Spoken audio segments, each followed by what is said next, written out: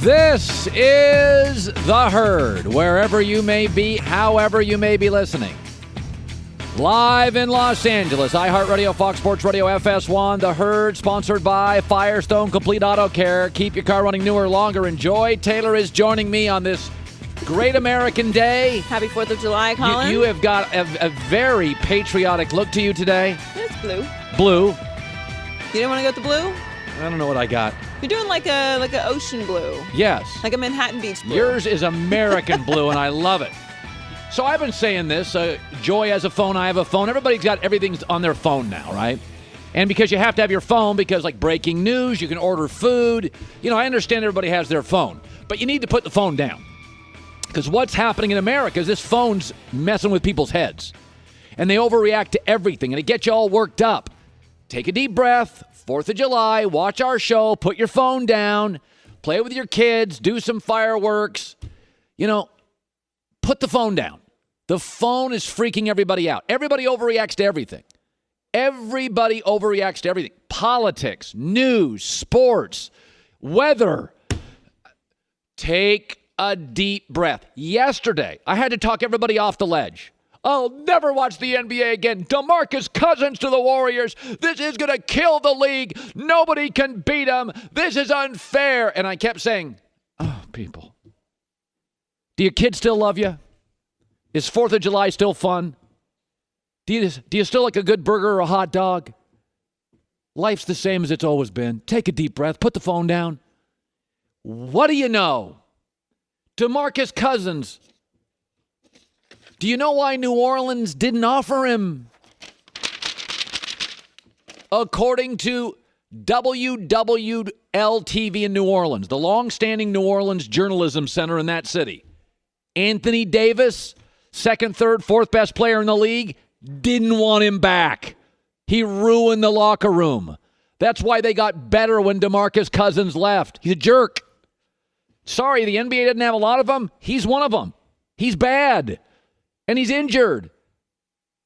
Anthony Davis said, nah, we didn't like him at Kentucky. Nobody liked him in Sacramento. And we didn't like him here. And we swept Portland in the playoffs without him. What do you know? Third best player in the league. Didn't want him. Oh, by the way, here's another story. Today, Lakers turned down the chance to sign him. Why? We'll figure it out.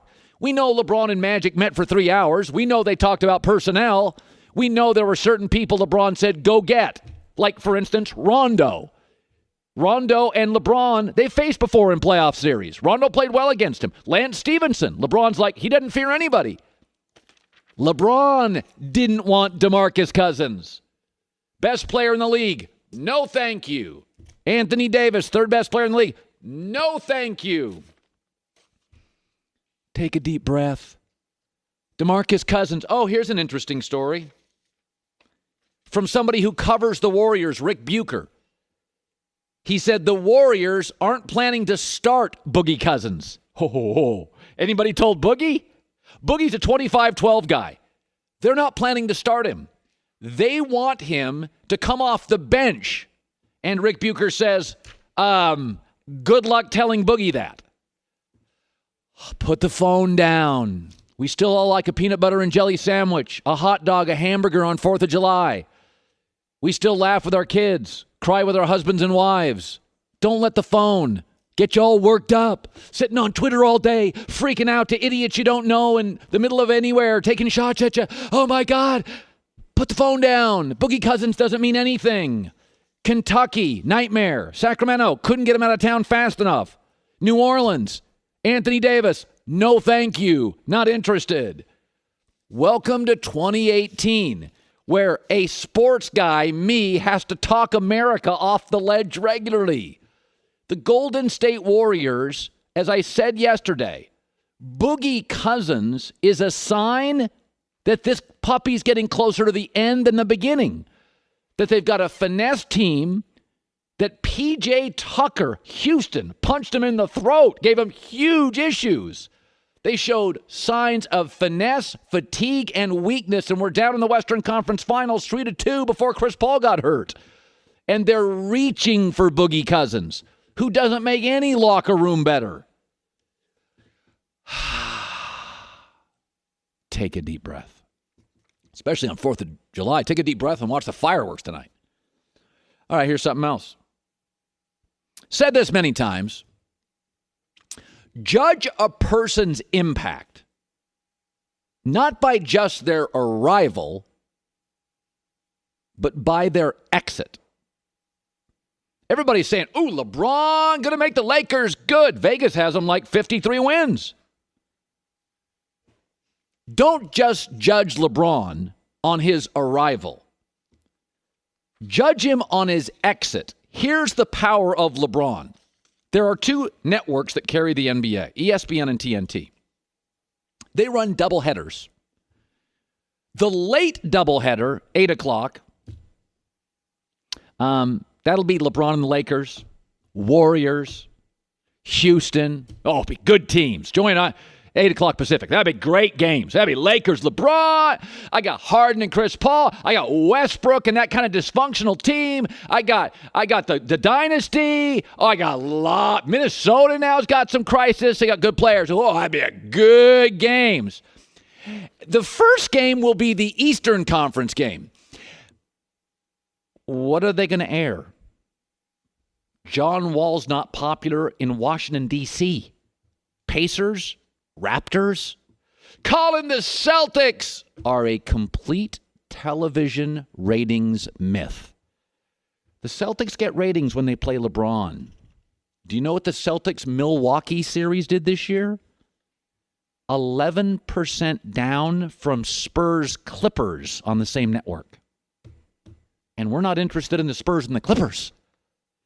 The biggest story in Boston is Brad Stevens and Danny Ainge and the draft picks. Hey, really, you ever watch a game, think all day? God, I can't wait to see Al Horford, Gordon Hayward, Jaylen Brown, Marcus Smart. I mean, Kyrie Irving's a great player, but he's not above the rim guy. That's why I keep saying Ben Simmons is the new LeBron. He will be the guy.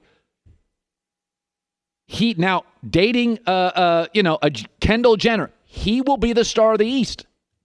It's Ben Simmons. It's not Joel Embiid, not Giannis. It's not Kyrie Irving. Judge somebody's power not just by their arrival, but by their exit, the wake they leave. How good were the 49ers after Jim Harbaugh left? They were a dysfunctional mess for 4 years. USC has never, ever clicked, gotten back to the Pete Carroll years. This is why I said this 6 months ago, and everybody just sort of laughed at me. I said, Ben Simmons will never be as great as LeBron, but he is the new LeBron. He's going to carry the Eastern Conference. Forget just LeBron to the Lakers. The Cavs now will be an unmitigated disaster, and both networks that have the NBA are now meeting with Adam Silver to try to create a new reseeding playoff format. So the playoffs now are 1 through 16, not East and West.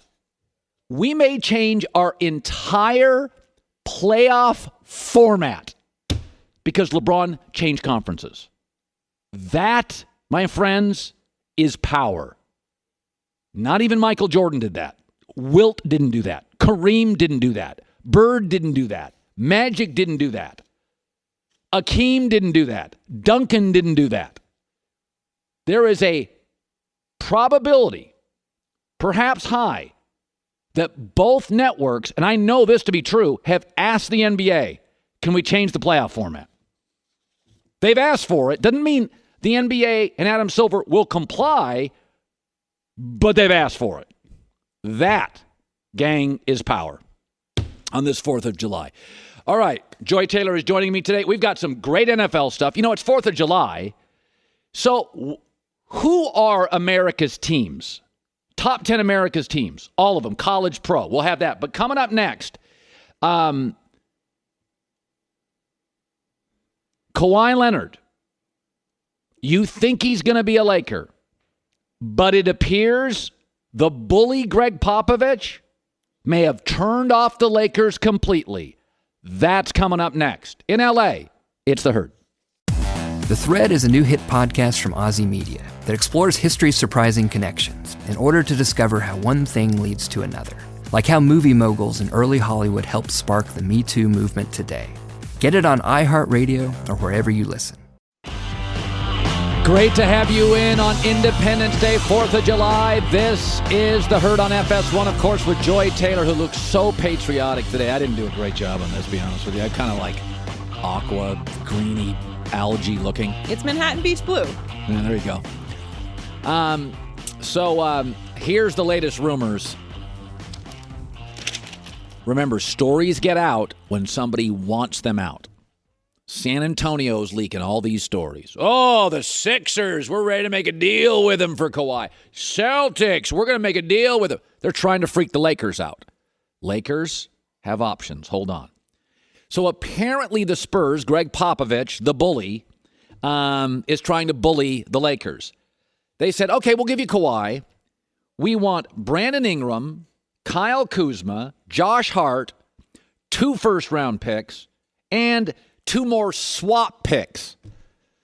Because you can't go back-to-back giving up number 1 picks, like back-to-back years, swap picks. Basically, they want when you go, generally, here's how it works. When you go to rent a car, they don't ask for 2 of your kids, 3 of your pets, and the mortgage. They ask for your license and about $30. Basically, Kawhi Leonard's a rental player for everybody but the Lakers.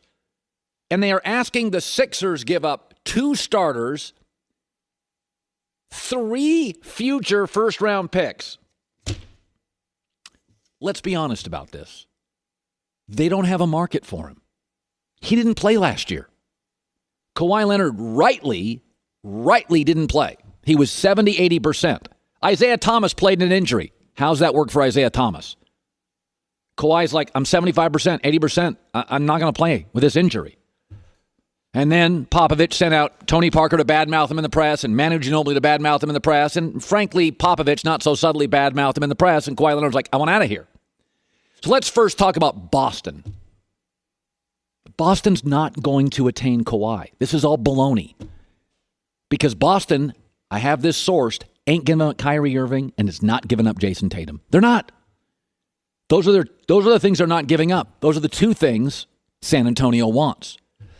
And never forget, Rick Bucher brought up a very interesting point yesterday on why the Celtics are not really in the position to get Kawhi Leonard. Really going to acquire Kawhi Leonard, Kyrie Irving, and Gordon Hayward coming off of his injury? You're going to build around 3 injury-prone guys? I don't think so. Doesn't make any sense. You don't know if Gordon Hayward will be the same player. You're now worried about Kyrie Irving, who's been hurt several times, is absolutely, without question, inarguably injury-prone. Now you're going to bring in Kawhi, that's your future? Going to give up Jason Tatum for that? It's not happening. This is a mirage. Popovich is trying to leak and create stories that do not exist. Boston holds those draft picks so preciously to their chest. Danny Ainge isn't giving up multiple stars and players for Kawhi Leonard coming off that injury. Philadelphia. What about Philadelphia? They're asking too much. I'll go back to this again. If you're the Lakers, you got LeBron. Be patient. Kawhi Leonard wants you. And secondly, 2 things to think about. LeBron James has shown an ability to win a championship with a shoot first point guard. Damian Lillard in Portland. When are they going to reboot that thing? They just got swept in the playoffs. When is Portland going to reboot this 2-guard offense? They could use a forward, maybe a guard that passes. Don't think Portland would be interested in Brandon Ingram and Lonzo Ball. Portland is not in the championship talk. They're in the let's be interesting. Portland's no longer that interesting. They just got swept as a heavy favorite. They need to get more interesting. Lonzo Ball, Brandon Ingram, picks with C.J. McCollum, who's a really good player. That's interesting. That's interesting. Lakers would love to have Damian Lillard. Top 10 player, MVP votes, guard. little bigger and stronger than Kyrie, who LeBron won a title with. Portland needs a forward. Lakers have a surplus. LeBron, Kuzma, Brandon Ingram. Kawhi's not the only answer here. And here's the second thing to remember if you're a Laker fan. They're dropping clues. Magic Johnson came out a couple days ago. What did he say? If I can't get this done in 2 years, I'll quit. Why did he say 2 years? Why so specific? Because he knew he had LeBron in the bag. Who's available next year? The Lakers' dream teammate, Klay Thompson. Dad's a former Laker. Dad's the current Laker broadcaster. Magic knows Klay. Michael Thompson has influence in Klay's life. Klay's the perfect kind of guy that doesn't want the publicity LeBron will steal and Magic will get. He's available. Lakers are signing a bunch of 1-year contracts to create cap flexibility next year, the year that Magic has said he'll quit if he doesn't land somebody. Remember, Magic said this. This is not me. Here's what Magic said. If I can't deliver, I'm going to step down myself. She won't have to fire me. I'll step away from it, because then I can't do this job. Like I told you before I took the job and when I took the job, it's going to be a 2-summer thing for the Lakers. Interesting. This summer and next summer. Because he knew that's it. Next summer, if nobody comes and I'm still sitting here like this, then it's a failure. But if you judge us on one summer, that's ridiculous. Okay, he's 1 for 1. He got LeBron. Klay's next. Warriors get another title. That thing breaks up. KD may move. Folks, Lakers, don't let the bully in San Antonio bully you. You went 1 for 1. You got assets. You got draft picks, multiple forwards, improving young players, expiring contracts. Give Portland a call. They got to reboot that thing. It's now not even, forget being good, Portland's now not even interesting. Here's Joy with the news. No. Turn on the news. This is the Herd Line News. I feel like Magic landing LeBron probably got him a couple extra summers either way, no matter how this plays out. Oh, yeah. I feel like it earned him a few extra ones. So Rob Gronkowski has made it clear he's ready to return to football in 2018, despite still waiting on the Patriots to agree to an acceptable contract negotiation. Okay. But doubts about his commitments have lingered because he's been so honest about retiring and considering it over the past 2 seasons. And he told former Patriot Willie McGinnis that this week he's super excited for training camp and the 2018 season after rejuvenating offseason. I am refreshed. I mean, after the season, the long seasons, how your body can feel and everything. Right. So I just wanted to see where I was at and see how I can get my body feeling, see if I can handle it, endure it again. And I feel like I'm super ready, man. Rob's had a lot of injuries over his career, obviously, but this is good news if you're a Patriots fan because you're not getting Edelman back for the first 4 games. You're not. And I will say this year, the Patriots went out and revamped their O-line, and they went to get a running back. And Gronk is, the last couple years, they've put some money and some time into their offensive pieces. So, I mean, I still think they're going to win the AFC East, and I still think Gronk has probably 2 years left. I think there's been a lot of noise since the Super Bowl loss. But if you take out the noise, and this morning I said, who's going to win the AFC?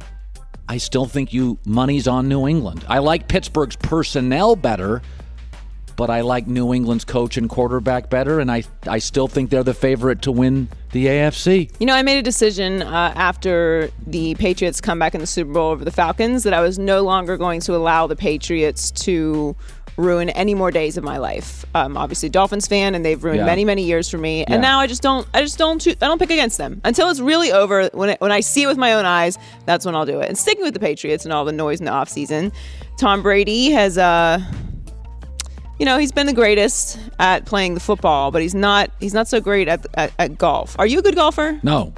I like to hit the ball off the tee but I struggle with it also. Sure, yeah. I pick my head up. Yeah, most Americans do. Amongst many other technical things that I do wrong. But anyway, he posted a video on Instagram showing that even the best athletes can struggle with golf. Here we go. Nice stroke.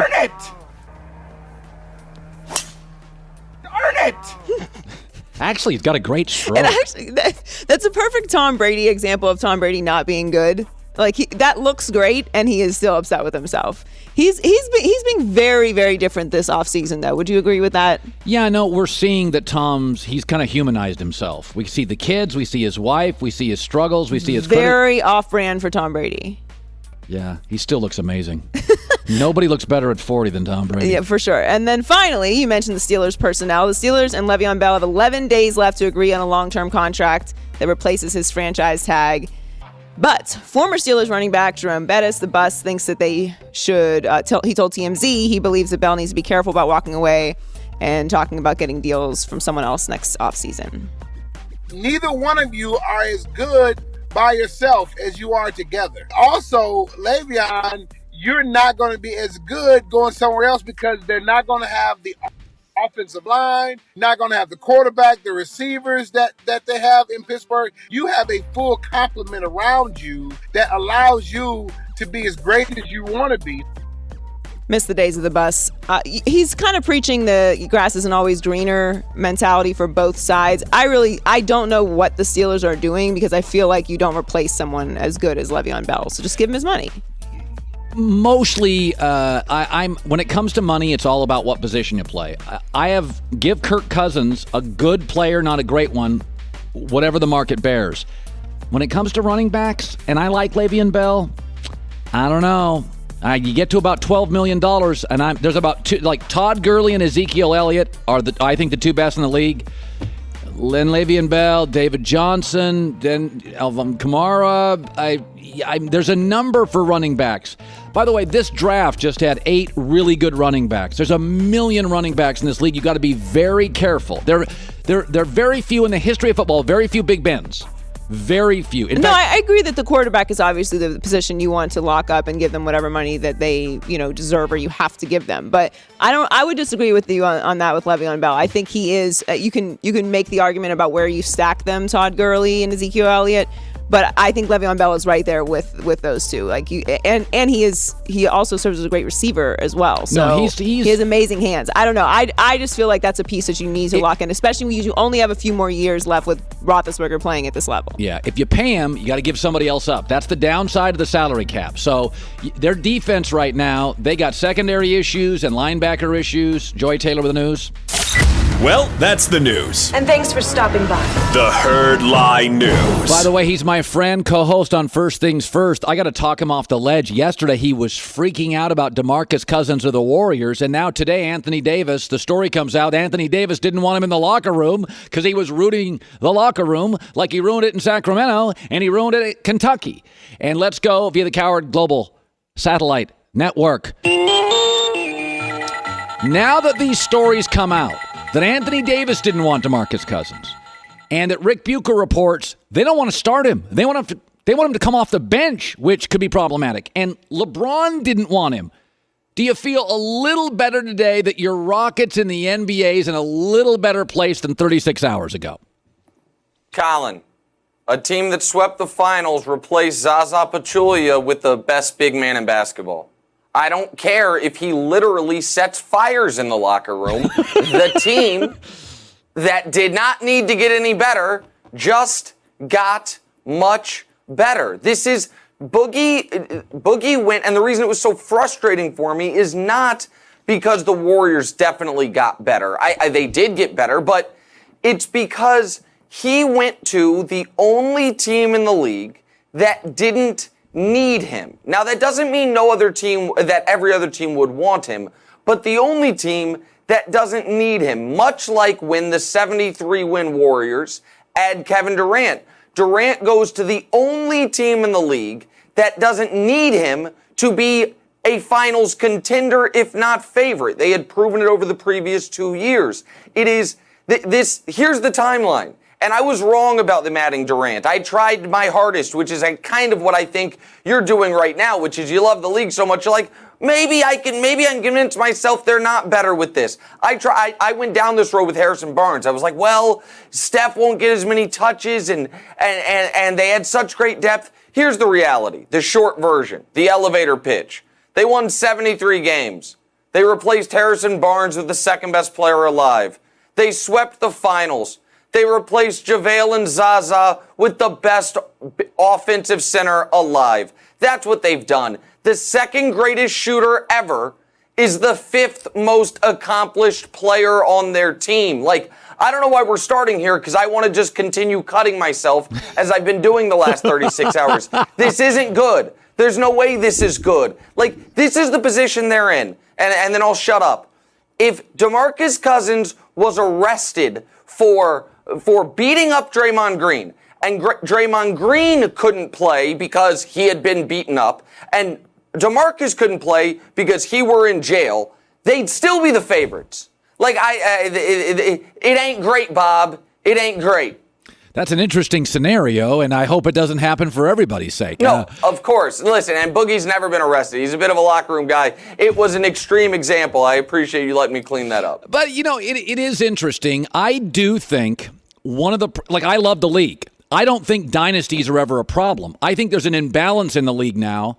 And I said this to start my show. Don't judge somebody's power on just their arrival. Judge it on their exit. When Michael Jordan left the NBA, ratings dropped 40%.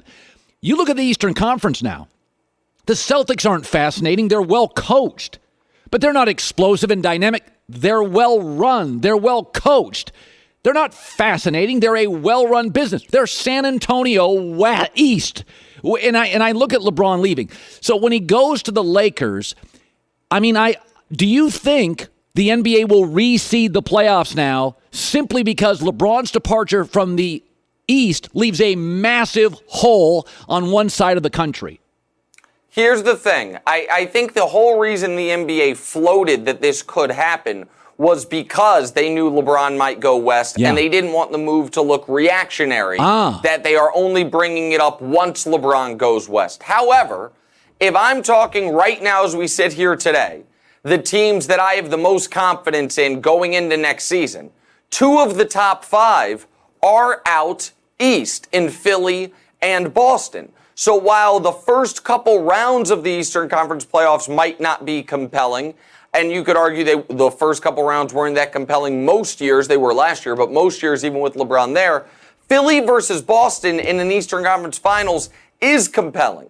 And you go into those series thinking, well, I don't know, if the Warriors hadn't just added the best center in the league, maybe they could give them a run. I don't think you have to do it yet. I think Boston and Philly are good enough that the NBA, the Eastern Conference, is not at panic mode. Now, I know everyone's pointing out 13 of the 14 best players in the league, probably at least 9 of the best 10 are out west. Yes. That is true. Yes. But if we're talking about, if we do a different ranking, young players you want to buy stock in the most, Anthony Davis is out west, and he's still kind of young. But Simmons, Embiid, Tatum, Giannis, Kristaps, all those guys are out east. So the sea change could be coming sooner than people think. By the way, there's stories now. Kawhi Leonard may not want to play with LeBron, and we know Kyrie didn't, and Paul George chose somebody else. Let's just stay on Kawhi for a second. I think San Antonio is asking for a ridiculous boatload of picks for a player who just didn't play. Do you believe Kawhi becomes a Laker, or do you buy into these Celtics interested, Sixers interested for a potential rental player? Kawhi Leonard's going to play in Los Angeles for his next basketball game. That I fully believe. I believe Kawhi Leonard will refuse to play anywhere other than Los Angeles in his next basketball game. Now, I do believe that theoretically that could be the Clippers. But the Clippers do not have a first-round pick at the moment that they can trade until 2022. The best player on their roster is either Danilo Gallinari or Tobias Harris. Like, they don't have the package to create for Kawhi Leonard. What I do think is happening is this. I think we are having conflicting leaks out of Spurs camp and out of Lakers camp as part of a media negotiation. I'm old enough to remember 96 hours ago when I was told LeBron won't be the first star to sign in Los Angeles, so they have to trade for Kawhi right now. Now it's coming out, the Lakers, they might pivot away from Kawhi to look at Damian Lillard. Oh, then it comes out Kawhi's considering Philly. He's not, by the way. What I think is happening is you have both parties the Lakers want Kawhi, and I think they should, because I do think it's in play that if Kawhi were to hit free agency, he goes to the Clippers instead of the Lakers. And then you have the Lakers who want Kuzma, Ingram, Hart, 2 firsts and 2 pick swaps. That's a little too rich for anybody's blood. I think they meet in the middle somewhere in the next 6 weeks.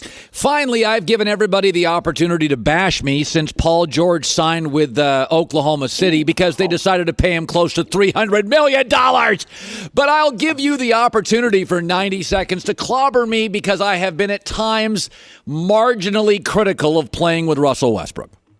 Listen, I'm hesitant to do this, especially on this show, because now that you've added one Joy Taylor between Goulet and Tui and behind the scenes Batesh and Sharif and Pagan, much of people I'm forgetting, so many of my favorite people in Los Angeles work on this one television show that is, of course, fronted by you. And it's also the 4th of July, a country's Independence Day. But that's almost apropos and fitting, because it might allow you to declare independence from your worst take of all time. Your anti-Russell Westbrook diatribe. Your dare I say vendetta. If I could be the John Hancock of this to help you declare your independence from, just embrace him. He's not perfect. He's not LeBron. What he is, though, is one of the most aspirational players in the league. We now have one guy that wanted to leave him in Kevin Durant, and one guy, a true patriot, dare I say, a true sportsman that wants to stay with him and win there in Paul George. Colin Cowherd, come join us. He's not perfect. He's going to take some bad shots. He's going to scowl. But man, is he inspirational. Rooting for and enjoying Russell Westbrook on this, our 242nd Independence Day. I will take it under consideration. That is part of being independent. Nick, you know I love you, and happy 4th of July to your amazing family. Thank you so much, and happy 4th of July to your family and the whole Herd family. Great talking with you guys this last year. All right, great stuff. I'll consider it until Westbrook shoots 4 of 27 on threes in the playoff series. You didn't even let it last 5 seconds, Colin. I'm such a jerk. I mean, he put his arms around Paul George. He deserves that. I believe that Westbrook heard the narrative and felt some urgency, like, I got to make this puppy work. And for that, you give him credit for that. They will be relevant. They'll be fun. I mean, listen, you can say what you want about Westbrook. He's wildly entertaining. As I've said before, very few guys I'd pay to watch. Westbrook's one of them. He may go 4 for 27. He may blow up and yell at fans and grab phones. He's entertaining. We're in the interesting business. He's interesting. Coming up next, Pro Football Focus is a website that grades every NFL player, grades the rosters. They have now graded every NFL roster. And I like this website. But good God, did they whiff on an NFL team? I mean a complete and utter whiff. That's next in L.A. Happy 4th of July. It's the Herd. It is great to have you here. World Cup took a day off. Boy, that England match yesterday was absolutely one of the all-time great soccer matches I've ever seen in my life. I am 61% British, so I dropped down a pint of the good stuff yesterday in celebration. Can you drink a lot of beer? No, I'm not a real huge beer drinker. I'm not. But I had one last night with my friend Ryan Rosillo. You had one? Just one. And I went home and... I can do 2. It's Modelo. I can do 2. I'm not a big beer guy. So there's a site called Pro Football Focus at PFF. I follow them. They grade every player. They got cool graphics. Chris Collinsworth, the fine broadcaster, NBC, I think is one of the owners of it. It's a very good site. I like it. Now, I think I take a lot of it with a grain of salt. I think they're mostly accurate, but I don't use them as the gospel. I think it's very hard to grade players. I think over a course of a season, we know Aaron Donald's special. We know, Antonio Brown's remarkable. I think they do on average, a very good job grading. But again, I think grading football players, a lot of times a quarterback throws an interception because a wide receiver ran the wrong route. And we're like, man, the quarterback made and that wasn't a quarterback, that was the wide receiver.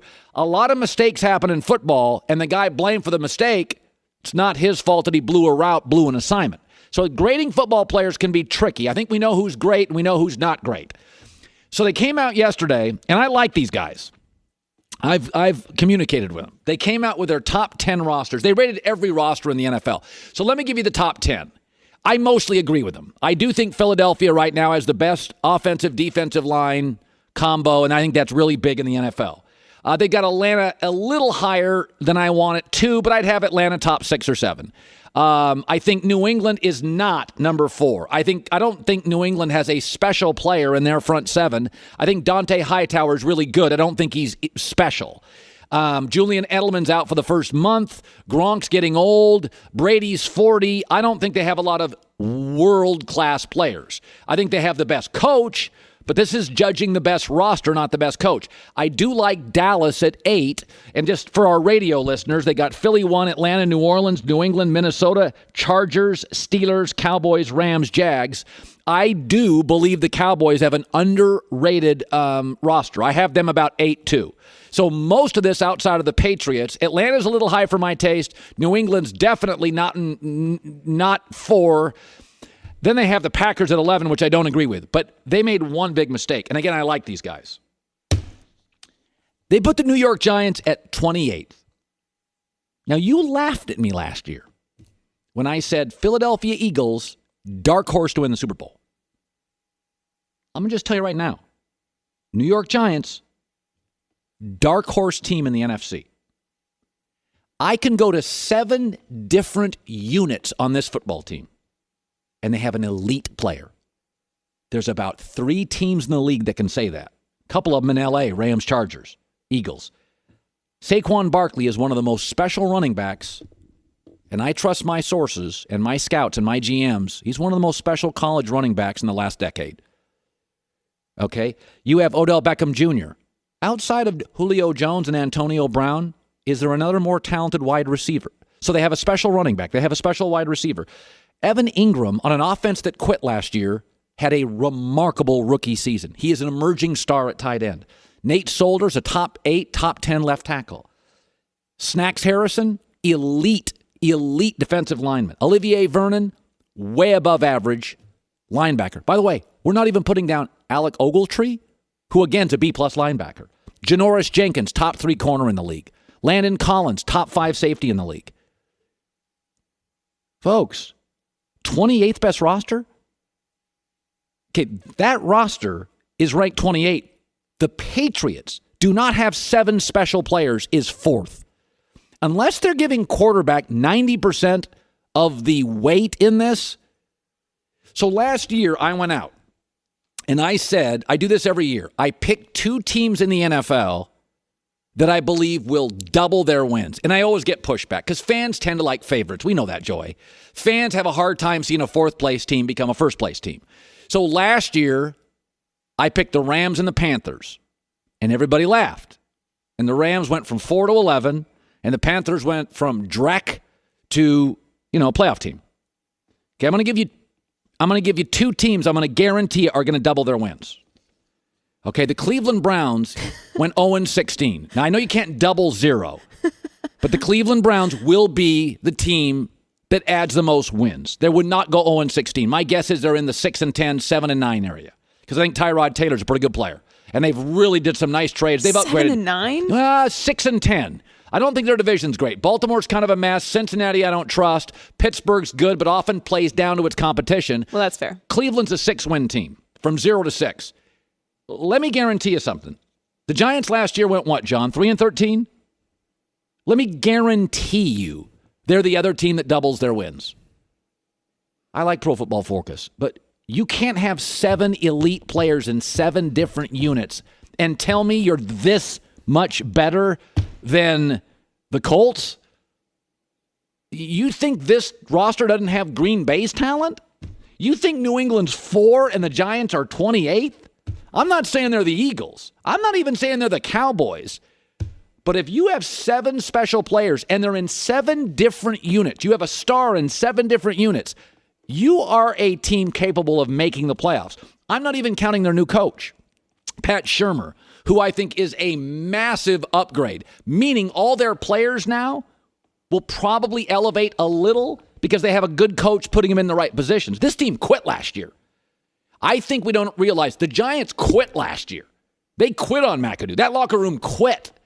Okay, so you're going to get different levels of energy, different levels of focus. I'll say it again. Saquon Barkley, OBJ, Evan Ingram, Nate Solder, Snacks Harrison, Olivier Vernon, Janoris Jenkins, Landon Collin, Alec Ogletree. Those are B plus A guys. And not that many teams in the NFL. New England doesn't have, that is 1, 2, 3, 4, 5. That's 9 B plus A guys. New England does not have 6.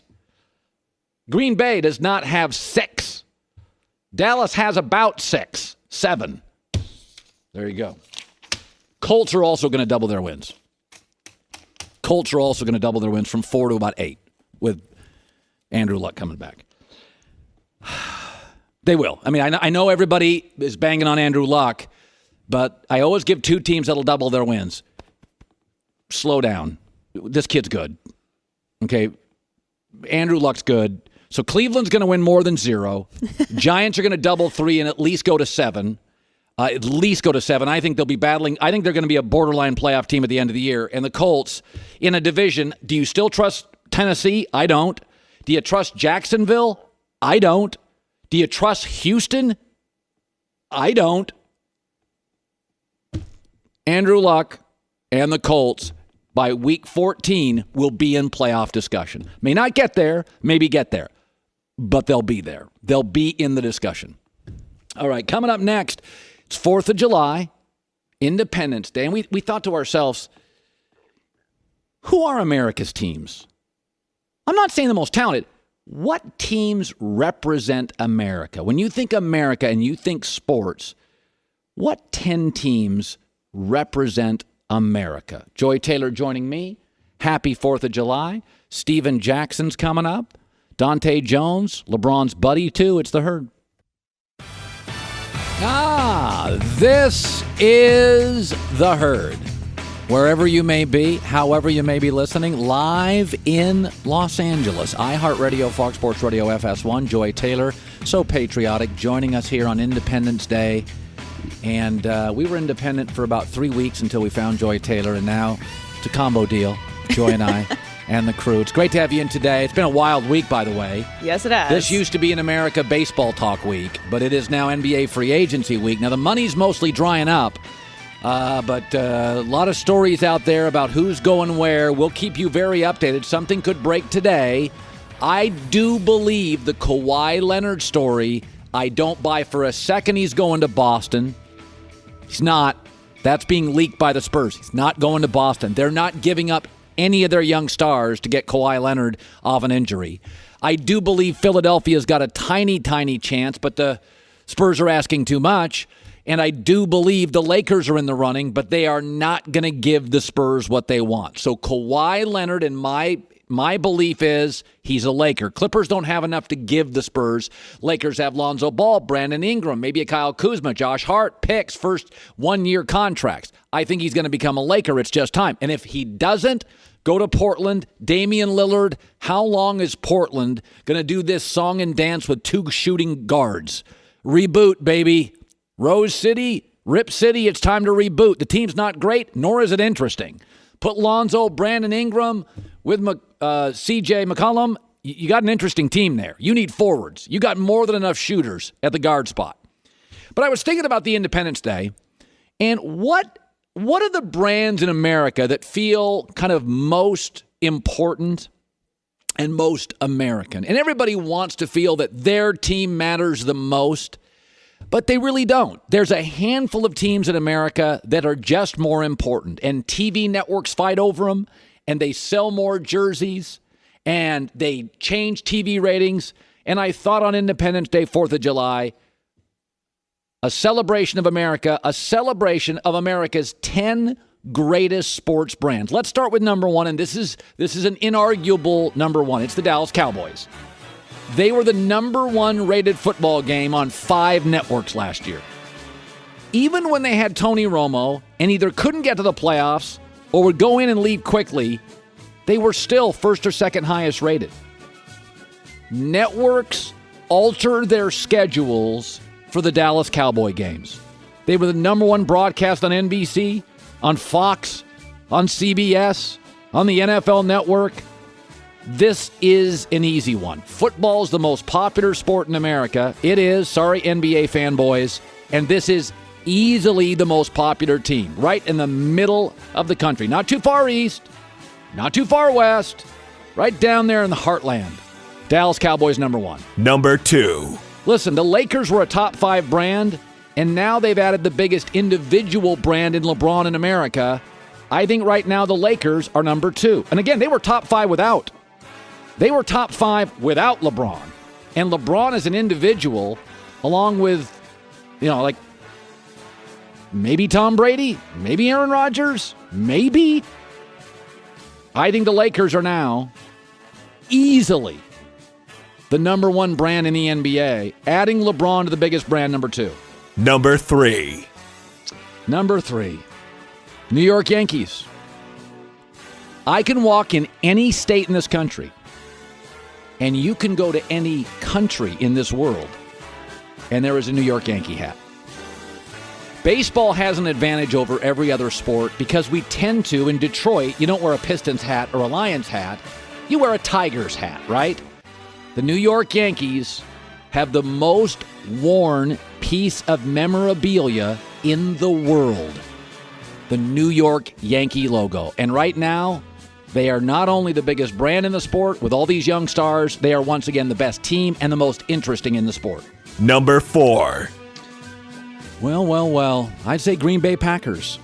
I think there is a romance in America about small town morals and small town workmanship. Green Bay is the only franchise owned by the fans. Who hates Green Bay?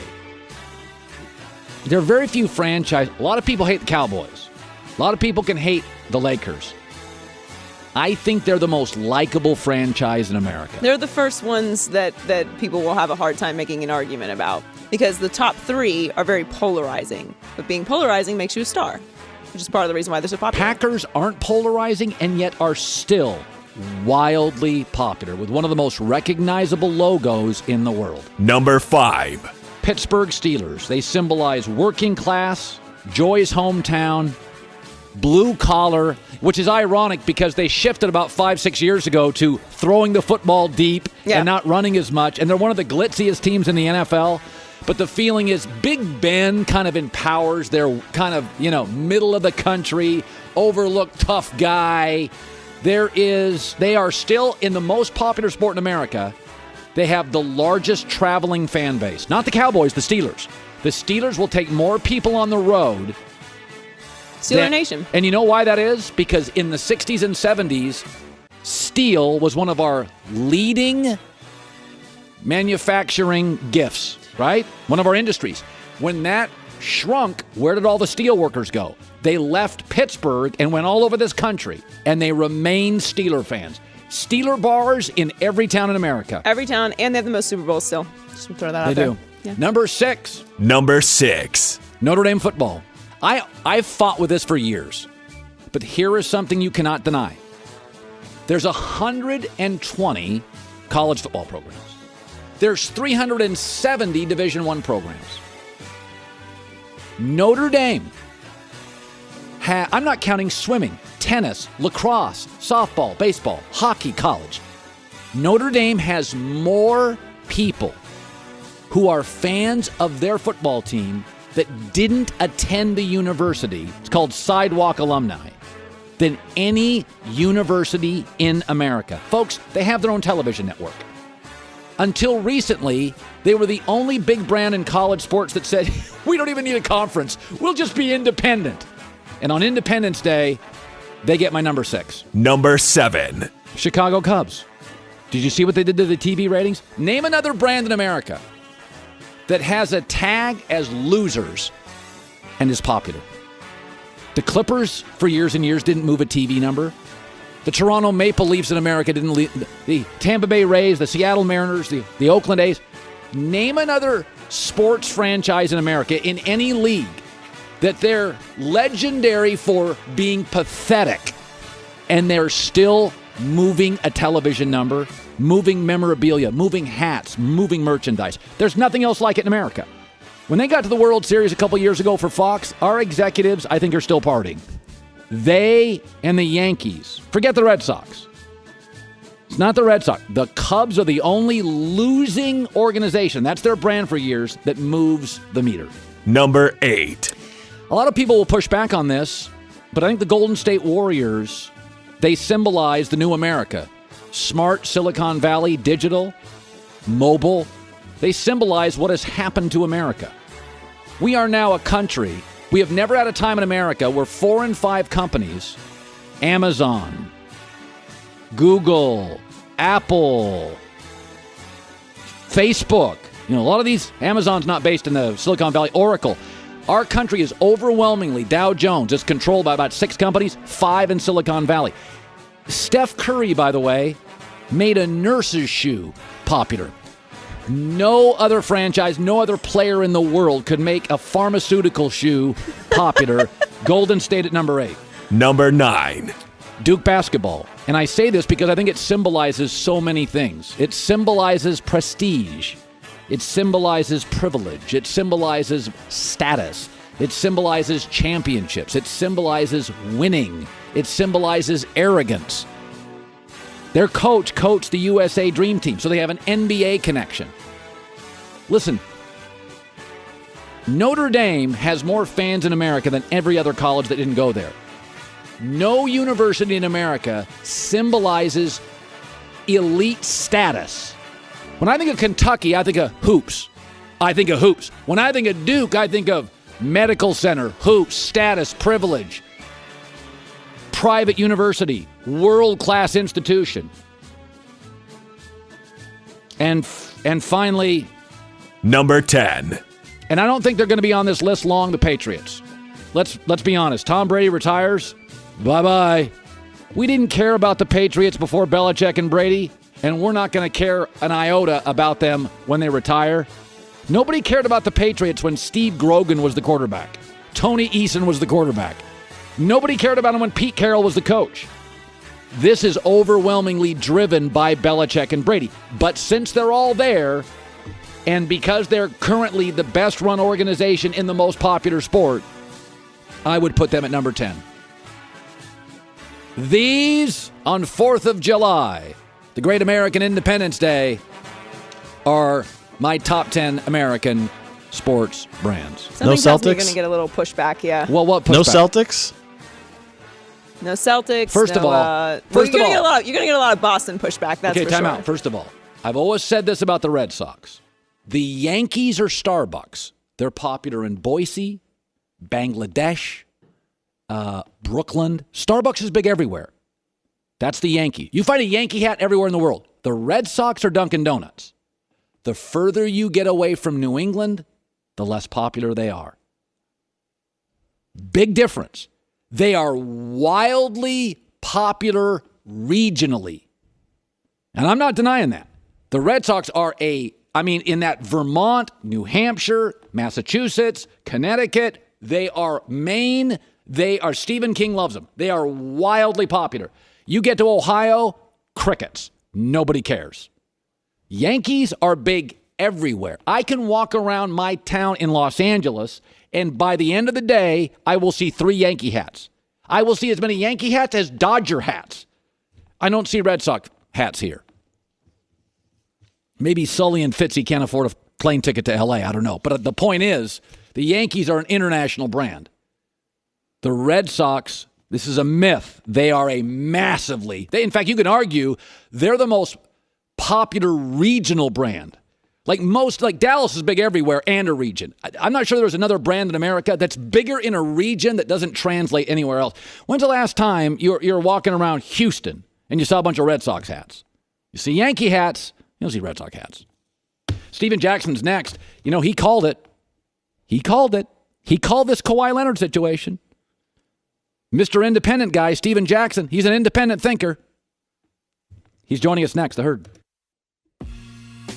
Big 3 basketball hits the Bay Area as the game's biggest names battle on the half court. Friday at 8 Eastern, live on Fox, or stream it on the Fox Sports app. By the way, Steven Jackson, get out here, 14-year NBA pro and NBA champ, was the best player first week, Big 3, jacking up threes. Steven Jackson can shoot. You weren't just a tough guy, you could jack threes. Nah, you know what? That's the problem right there. Everybody's worried about the brawl and all that stuff. They didn't ever recognize I was a good basketball player. No, you could shoot. Yeah, I could shoot. I shoot that thing. You were tough, though. Don't take away your toughness. No, that's who made me the player I am. Yeah, you're tough. Yes. I'd rather be tough than soft. Yeah, I'm soft. Nah, you're not soft at all. Now, you, congratulations on that. Your team looks very good. So I've got to give you credit, Stephen. I think you're one of my more real, authentic guys on the show. It's one of the reasons I bring you on, is that you take me places in the mind of a player. And I have always defended players' mobility. Owners sell teams, GMs cut it loose from players, coaches get rid of players. Players deserve the right to an opinion. Right. And that's one of the reasons I love the NBA. Don't tell me Kevin Durant hasn't earned the right to move. His owner moved his team from Seattle to the middle of Oklahoma. He has a right after 7-8 years to move. Right. You predicted this. When Greg Popovich sent out Tony Parker and Manu, this was you 6 months ago when Kawhi wouldn't play, wouldn't come back, and Tony Parker and Manu started saying, that injury is not that bad. This was you months ago. Let's play the tape. I wouldn't be surprised if this makes Kawhi want to leave. Because when your teammates going against you in the media like that and not having your back, you know that's coming from up top. Why would you want to be there? So let me ask you, and you like Pop, you like San Antonio. Kawhi now, we've seen 2 stories. He wants out. Is it possible to mend this fence? Yes. You think it is? Pop could mend it? For 2 reasons. Pop, he makes it clear that he cares about his players more than just basketball. He cares about them as people first, especially as stars. We know how he feels about Tim Duncan, Ginobili, and Tony Parker. We all know that. Kawhi falls in that category. That $200 million that he can sign for and the little time they're playing and Pop reassuring him that I don't have to trade you. I don't have to trade you. You have to be here right now. You can't force me to trade you. I think Pop can fix it. If anybody can fix it, Pop can. And money can fix it as well. By the way, there is a story today from Woj that the Lakers may just wait till free agency, roll the dice, take a risk on Kawhi Leonard. It's interesting. So I haven't gotten your opinion on LeBron to the Lakers. We obviously know he makes them better. Right. But this is what's interesting. Kyrie Irving didn't want to play with him. Paul George chose Westbrook. Right. There was a story yesterday that Kawhi Leonard may not be totally comfortable with him. Do you buy this idea, this narrative, Stephen, over the last couple of years, that LeBron's hard to play with? LeBron is the best player in the game. And one thing, too, I never heard Kawhi come out and publicly say that. So I don't believe that. Okay. They say that he don't want to play with super teams. Well, he's been playing with a super team since he's been in the league. Tim Duncan, Tony Parker, Ginobili. So I don't want to hear that. LeBron makes everybody better. I don't understand the narrative of anybody saying that the players don't like him. They say the same. People say that players don't like Westbrook, but obviously players do. You have Carmelo and Paul George, but even Paul went back to play with him. Guys like LeBron, he makes everybody better, and I know everybody. I know even guys like Kawhi, and I haven't talked to him about it, but I guarantee you, when you get an opportunity to play with a guy like LeBron in an organization like the Lakers, I think anybody would. Were there players, Stephen, that you played with that, given the choice, you wouldn't play with them again? Are there guys that are tough to play with who are talented? Well, the guys that I wouldn't like to play with are the guys at the end of the bench that don't care, that's not buying into the team, that's not cheering, when they're not in the game, guys that don't care about getting better or really don't care about winning, just coming in the game for money. Are there guys like that? Yes, there's a lot of guys like that come in the game just for money or just to be in the NBA for the lifestyle. Herm Edwards told me something that I held on to. Most guys in professional sports, they don't love it. They love what it do for them. And it's a lot of guys like that. Really? Yes. Half the league? Probably more than half. Wow. Especially in the NBA. More than half the league is not about winning. A lot of guys don't care, and you can see that. You can see that. Guys that's why I like super teams, because these guys are showing that I want to win. I want to be good. I'll take less money. I'll take less money to win. Guys like Clay, I love because you can make a lot of money, and once you make to $10 to $15 million, how much more money can you make a year? And if you can make that money and win and be great in what you do, that should be your goal, to come in the game and win a championship. If you're not coming in the game to win and provide for yourself, then what are you here for? By the way, how good are the Lakers? I thought the Rondo move, because I think Rondo's got some dog in him. Me too. I like Rondo. I love him. How good are the Lakers next year? They can be good. They can probably sneak in the playoffs, 7th, 8th seed. That's it for you. That's it. With LeBron, they definitely going to make the playoffs, but this is a different monster. I don't even think LeBron know what he's dealing with in his Western Conference. Every night. You think you needed rest this year and you played every night in the East. It's a different monster here. So he's definitely going to make everybody better. He's going to sell out. He's going to have everything, everybody screaming and everything going out here in L.A., but they won't make it past the second round.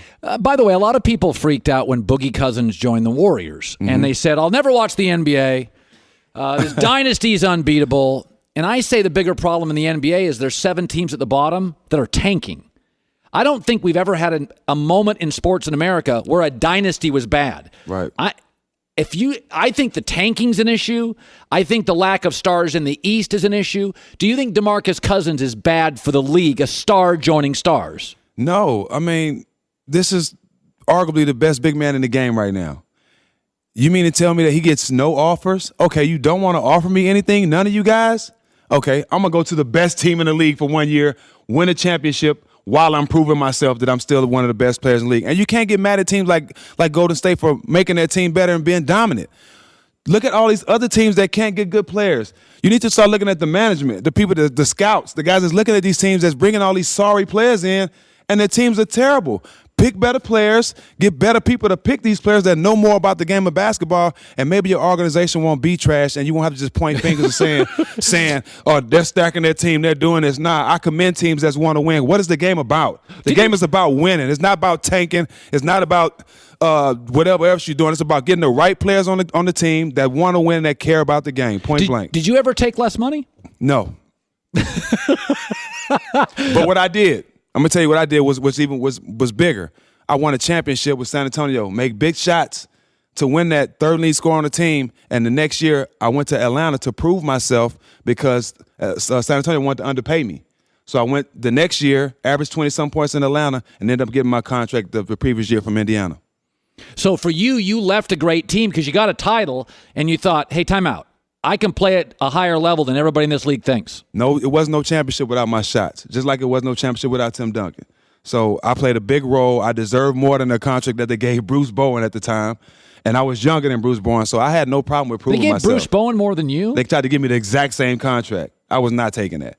No diss to Bruce, but I knew I was better. You're a better shooter. Way better player, too. I probably wasn't a better defender at the time, but I was a better offensive player. So I knew I can go to Atlanta, prove myself, and get my contract the previous year because the coach that actually got me to San Antonio was the assistant coach in Indiana with Rick Carlisle, Mike Brown. Look how sharp Steven dresses. You really got that whole tie going on there? It's the dress staff here. The stylists here, they do all this. I know it. Give them their props. They make everybody look wonderful. What's up, Joy? You over there quiet?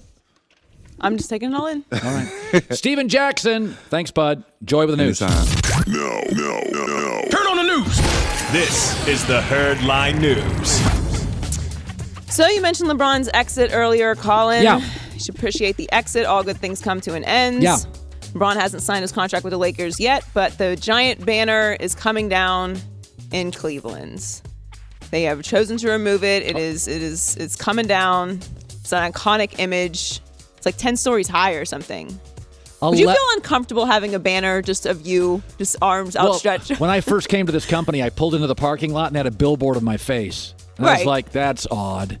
I don't know if I needed to see that. It made you uncomfortable? It's a little odd. Do you think they did this a little too soon? Listen, man. He did bring them a championship. Maybe just leave it up for for a few more pictures. How many championships did Duncan get the Spurs? 5. How many did Michael and the Bulls get Michael in Chicago? 6. Kobe got how many? 5. Magic got how many? 5. Bird got how many? 11 years. 1 title. They didn't draft 1 elite player. They drafted 13 players when LeBron was there. 0 were elite. Nobody wants to say this. They underachieved. When you have the world's best basketball player, when San Antonio had the best or second best player in the world, 5. Kobe, 5. Magic, 5. Michael, 6. Bird, a few. 1. Cleveland. I haven't heard too many people accuse the Cavs of being a very functional, they blew this. Ahead of the curve organization. This is the Aaron Rodgers. 10 years, best quarterback in the league. Green Bay's got 1 title. Now, I've never been accused of being fair to the Cavs, but I will say LeBron did have a lot of input on a lot of the moves in Cleveland. That so he has can't never been validated. Those are rumors. Just rumors? Okay. All right. Well, speaking of LeBron, he is going to wear his number 23 in purple and gold with the Lakers, but he felt that it was necessary to get permission to wear number 23. So he reached out to Cedric Ceballos, who once donned number 23 for the Lakers from 94 to 97. That's very kind and gracious. On Instagram. Stephen, what are you laughing about? It's a gentleman does. It's very gentlemanly of LeBron to reach out to Cedric and ask that. But I gotta ask, did he reach out to all of the Lakers who wore number 23? Who else wore it? Mitch Richmond, Reggie Jordan, Lou Hudson, Jim Barnes. I don't think he called Lou Hudson. Right, like no disrespect to Cedric, obviously, but like, did he call everybody? Maybe Cedric's the only one who wanted to put it on Instagram. A Cal State Fullerton guy, a Titan, a high flyer. LeBron win a dunk contest. LeBron does consider himself, to be a basketball historian. Though. So maybe that has something to do with it. And finally, you were just talking about the Giants. The Giants are one of your dark horse teams to double their wins this year. Odell is coming off a season-ending ankle injury. And now he is submitting evidence that he is still the receiver he was before the injury. He posted a video. Watch this. It's at UCLA. God, that's great. That's right around the corner from us here. Yes, that football facility. I watched is this incredible. thing 50 times yesterday. He's just the level of athlete that he is just inexplicable. By the way, where do you look that up for the radio audience that has not seen this? Because I know our radio audience doesn't get to see this. We're giving credit to Exos Sports on Twitter, so they can go there. Just Google it. EXOS, I've watched this thing now 70 times. I can't confirm this, but I'm going to guess it's on his Instagram also. How in the hell does he do this?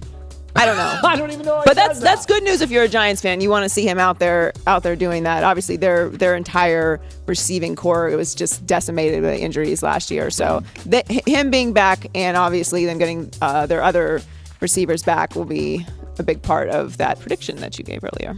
Joy Taylor with the news. Well, that's the news. And thanks for stopping by. The Herd Line News. Julian Edelman of the Patriots, 4-game suspension for drugs stand, sources say. Julian Edelman busted PEDs. Now, he tried to win the case. He appealed it. And one of the ways he was going to appeal it was that he said the NFL made mistakes in the manner in which the test results were handled. That's sort of the Ryan Braun, O.J. Simpson, Julian Edelman way, apparently, which is, the mailman handed it to the secretary who handled it to the UPS driver who handled it to the... There are certain things legally that if you attempt to argue, they make you look guiltier. Arguing they mishandled the PEDs makes you look guiltier. By the way, this is why I have never loved the TB12 clinic with Tom Brady. You know I love Tom Brady, and but he's got this TB12 clinic, and he brings all these Patriots in, and Belichick doesn't like it. And this is one of the problems of it, because Edelman was a TB12 clinic guy and got busted for PEDs. Tom Brady sure does look good for 40, doesn't he? What's going on in that TB12 clinic? This is why I didn't like it. I'm not claiming anything. If you think I'm reaching on this, being hyperbolic, ask yourself this. Tom Brady looks perfect for 40. Julian Edelman, TB12 clinic, busted. One more Patriot that uses this clinic, Tom Brady clinic, comes up with PEDs. One more. It affects Brady's legacy. Deflategate, clinic. Well, Guerrero did put out a press release type of statement when Edelman got busted that was supposed to cover him. Why did he release that statement? I mean, I've never heard of that before. I mean, trainers work with guys who get busted all the time who don't feel the need to put Why something did Alex out there. Guerrero come out to defend himself? Because he knew he looked awful. Okay, this is why Belichick didn't want this clinic. Belichick's like, you're dividing people. Cliques. Half the guys want to use your clinic. Half the guys want to use us. This is exactly why I love Brady. But I never have been... Listen, if you want to use a trainer, use a trainer. This is not anti-Alex Guerrero. Although I will say, there's an old saying with the economy. If you know the name of the Fed chairman, the economy's in trouble. If you know the name of a team's trainer, you got issues. outside of Belichick, Brady, Gronk, Edelman, Alex Guerrero is now the 5th most discussed Patriot. That ain't good. So this goes down. I love Brady. But one more Patriot who's a TB12 clinic guy gets busted, and what is everybody in this country going to say? And I'm going to have to sit here and defend Brady. They're going to say, what's going on in that clinic? Brady looks like he's 28 years old. His hairline's going the wrong direction. Edelman gets busted. And now we got another guy. That's what I'm talking about. This is what Belichick feared. The appearance is, with one more mistake, this is why Alex Guerrero came out and defended the Edelman thing. He knew it didn't look good. And again, I can love Brady, but I just think this clinic is, it puts Tom in the crosshairs. Listen, I know everybody loved Tom versus Time. I loved it. I know everybody loves Tom doing commercials, showing us his golf swing. He's humanizing himself. He's giving us behind-the-scenes stuff. I get it. He's at the end of his career. I get it. I'm pro-Tom all the way. But this TB12 clinic, there's a reason Belichick didn't want it. This kind of stuff, where you got a trainer now connected to Tom that has to release statements based on Edelman getting busted, who's a TB12 clinic guy. And the NFL said, appeal, forget it, out. And Edelman's using, they mishandled my... That's what Ryan Braun said of the Brewers. That's a bunch of hooey. When you go to they mishandled my stuff, the UPS driver, the secretary, that's hooey. You're guilty. It's not good.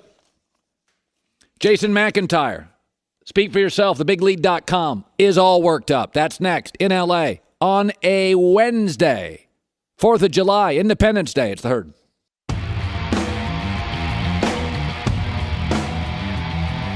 Welcome back. By the way, for all of you driving to barbecues and parties, this is a great American family day. Joy and I will join our families later. Our staff working hard today. Love our staff. Salute you great Americans. These are all great Americans. And Joy is representing America with this beautiful outfit. Look at you. You look so America. I look so American. Thank you. I think yes. Let's bring on my friend, TheBigLead.com, the founder. Speak for yourself, Jason McIntyre. So yesterday, I had to talk America off a ledge. Everybody was into this. Boogie Cousins. Nick Wright, I almost had to call a therapist for him. He was going crazy. I think he needs some help regarding that, yes. Yeah, and by the way, Anthony Davis, according to WWL-TV in New Orleans, which is a legendary, one of the oldest TV stations in America, they do real journalism, said Anthony Davis didn't want Boogie Cousins back. He's a nightmare. I don't think the Warriors, I don't think this is a sign the Warriors are better. Yeah. I think it's a sign they understand they're fragmenting, they're fractured, and the window's closing. This is high risk, extremely. Now, Colin, you love to talk about life big picture a lot, right? Yeah. So in life, we make incremental steps toward greatness, right? Yes. You go to the gym, start working out. You're embarrassed that you're lifting, a 25-pound on each side, but gradually you get better. Yeah. So DeMarcus Cousins came into the league. Bit of a knucklehead in Sacramento, problem in the locker room, a lot of technical fouls. Finally, he leaves and goes to New Orleans and incrementally got a little better, right? He cut down the technicals a little bit. He put up better numbers. This is his next stop. Is he going to make another incremental leap? And I'm here to tell you, I don't see that happening. This is a guy, he's looking to get paid after this year, Colin. Right. DeMarcus Cousins coming off an Achilles injury. He's going to go into that locker room and he's going to pull an Isaiah Thomas. Hey, guys, we need to practice. Let's get me involved. Can I get some touches? Can I get some shots up? And they're going to look at him and be like, dude, that's not how we operate around here. Because DeMarcus Cousins needs that big contract next summer. Yes. Colin, I'm concerned for the Warriors. I do think this is high risk. Now, I got some numbers here that are going to shock you, okay? So DeMarcus Cousins came into the league 8 years ago. Look at the 5 guys who have had as many technical fouls as him. Look at the list. Russell Westbrook. These are explosive personalities. Dwight Howard, Blake Griffin, Carmelo Anthony. What have any of those guys won? They're all single individual. Russell Westbrook has an MVP. Dwight Howard, Kobe Bryant couldn't stand the guy. Blake Griffin just got traded. He feuded with Chris Paul. And Carmelo Anthony, we don't need to go into it. So what you're saying is technical fouls are symbolic for a greater issue. Tend to be self-centric guys. I mean, this guy's he's a knucklehead. He almost fought Kevin Durant last year. I mean, Kevin Durant and DeMarcus Cousins nearly got in a fight. I think this is high risk. Like, it's one thing to take on Nick Young, a bit of a dope. He's kind of silly, harmless. Goofy guy. He's harmless. JaVale McGee, people make fun of him. Shaq's been going after him. DeMarcus Cousins is a whole nother animal. I mean, this guy is... I don't want to go after his character, but, he's close to certifiably insane, right? Does it not? No. Given his history. Listen, Anthony Davis, one of the dudes in the league. Nice guy. Great guy. Class act. Great players according to WWL, this is why New Orleans didn't make him an offer. By the way, LeBron met with Magic for 3 hours. Do you think LeBron's got some say in what Magic's doing? LeBron loved Rondo. He faced him. They acquire Rondo. Lance Stevenson. I mean, come on. You're going Lance Stevenson? Lance Stevenson competes his butt off. Never intimidated by LeBron. LeBron told Magic, I like your young guys. You got to give me some dogs. Rondo, dog. Stevenson, dog. JaVale McGee, been in the finals. They passed on Boogie Cousins. There's a That's reason. LeBron telling them, I don't want anything to do with him. 29 other teams did not make an offer. And Nick Wright and I were going after this on Twitter, and it's like, look at the reporting. Nobody offered DeMarcus Cousins anything. Nobody wanted to touch him. The guy's toxic. I'm worried about the Warriors a little bit, Colin. A little concerned. Okay, now, so Paul George says, no thanks, LeBron. I'm going to Westbrook. Wait, time out. Let me stop you there. Did he say no thanks to LeBron and Magic and the Lakers? Did my thing, and I've been pushing this on the site, and a lot of people reacted. I'm of the belief that after 11 and a half months of being into Paul George, they kind of ghosted him. That last week leading up to free agency, there were no reports of Lakers are trying to set up a meeting with Paul George. Nothing. It was all Kawhi Leonard. I'm of the belief that LeBron and Magic, obviously we know that there's talking before July 1st. They got together and said, if we get Paul George, we cannot afford Kawhi Leonard. I had a salary cap guy on my radio show said, all three cannot happen. You can't get all three guys and give them the max deals. I don't think the Lakers were into Paul George at the end of the relationship. I mean, it was a 1-year courtship, and we know for the longest time they wanted him. Then Kawhi Leonard became available. The equation changed, Colin. Yes. I don't see why Magic would call Paul George and get rejected. That would not happen. You bring up an interesting point. And, Joy, this is interesting. When the Kawhi story broke on June 15th, Kawhi interested in the Lakers. From that point forward, there's nothing. There was never another Lakers-Paul George story. In fact, a day later, after the Kawhi story broke on Lakers, a day later, the Paul George is really into the Thunder stories started coming out. He tracked it. It's true. Now, Colin and Joy, here's the thing. Why people are pushing back on this and saying, no, Jason, they wanted him, okay? Reporters are beholden to these agents. Nobody's going to come out and say, well, yeah, Paul George did not get a call from Magic Johnson. Of course they want the illusion that Paul George was wanted by everybody. But for a guy who said, I want to go to the Lakers, he's idolized Magic Johnson, all of a sudden to not even talk about the Lakers in the days leading up, I don't think there was any interest in him. No. Now, you could check with Jeannie Buss. I know you guys are tight. Maybe she'll give you the inside information, but I'm telling you, from everything that I see, they had no interest in Paul George in the days leading up. No, I don't think it's crazy. I think this happens in the world, okay? If it happens in dating, it happens in relationships. Mm-hmm. You're interested, it may happen, this and that, and then somebody else enters the picture. And this is the way business works. It's the way everything works. Yeah. And so, listen, I think the Lakers, a year ago signed KCP. Why? To get Rich Paul and LeBron. Yeah. So they were building that relationship. LeBron was always their number one thing. And then Paul George comes out and they're like, okay, it's Paul and LeBron, Paul. And then 2 weeks later, before it happens, it's like, no, Kawhi's interested. Well, Kawhi's better than Paul George. Now, this is the next step. Let's say the Lakers don't trade for Kawhi Leonard. And personally, I think the Spurs are so arrogant, they're not going to trade him. And that's not negative arrogance. That's success. When you win 5 titles and you draft better than anybody else, late first, second round, and when LaMarcus Aldridge comes to you and says, Coach, I want out. You got to trade me. And LaMarcus, settle down. Everything's good. And you can talk him into. You get arrogant. And I believe the Spurs are arrogant. They think they can keep Kawhi. But I'm telling you, I know the Lakers want him. Anthony Davis and the Pelicans season goes sour. Anthony Davis says, I want out. If you're Magic and you're LeBron, who do you want? Kawhi Leonard or Anthony Davis? Like, the equation can change. Listen, right now they want Kawhi. But if Anthony Davis or Giannis demands a trade, things can change. Hey, the team I go to is Portland. So I like so this. 3 years ago, Portland was really interesting. 2 years ago, Portland was interesting. Portland just got swept as a favorite. Yeah. Didn't win a playoff game. That was bad. So they didn't win a playoff game. They've had this two-headed monster in the backcourt. CJ McCollum and Damian Lillard. Okay, it's not working. Okay, it's great. It's fun. It's not working. If I'm the Lakers, I'm like, okay, what you don't have is a forward who can drop 20. We got two, Kuzma, Brandon Ingram. We got two of them.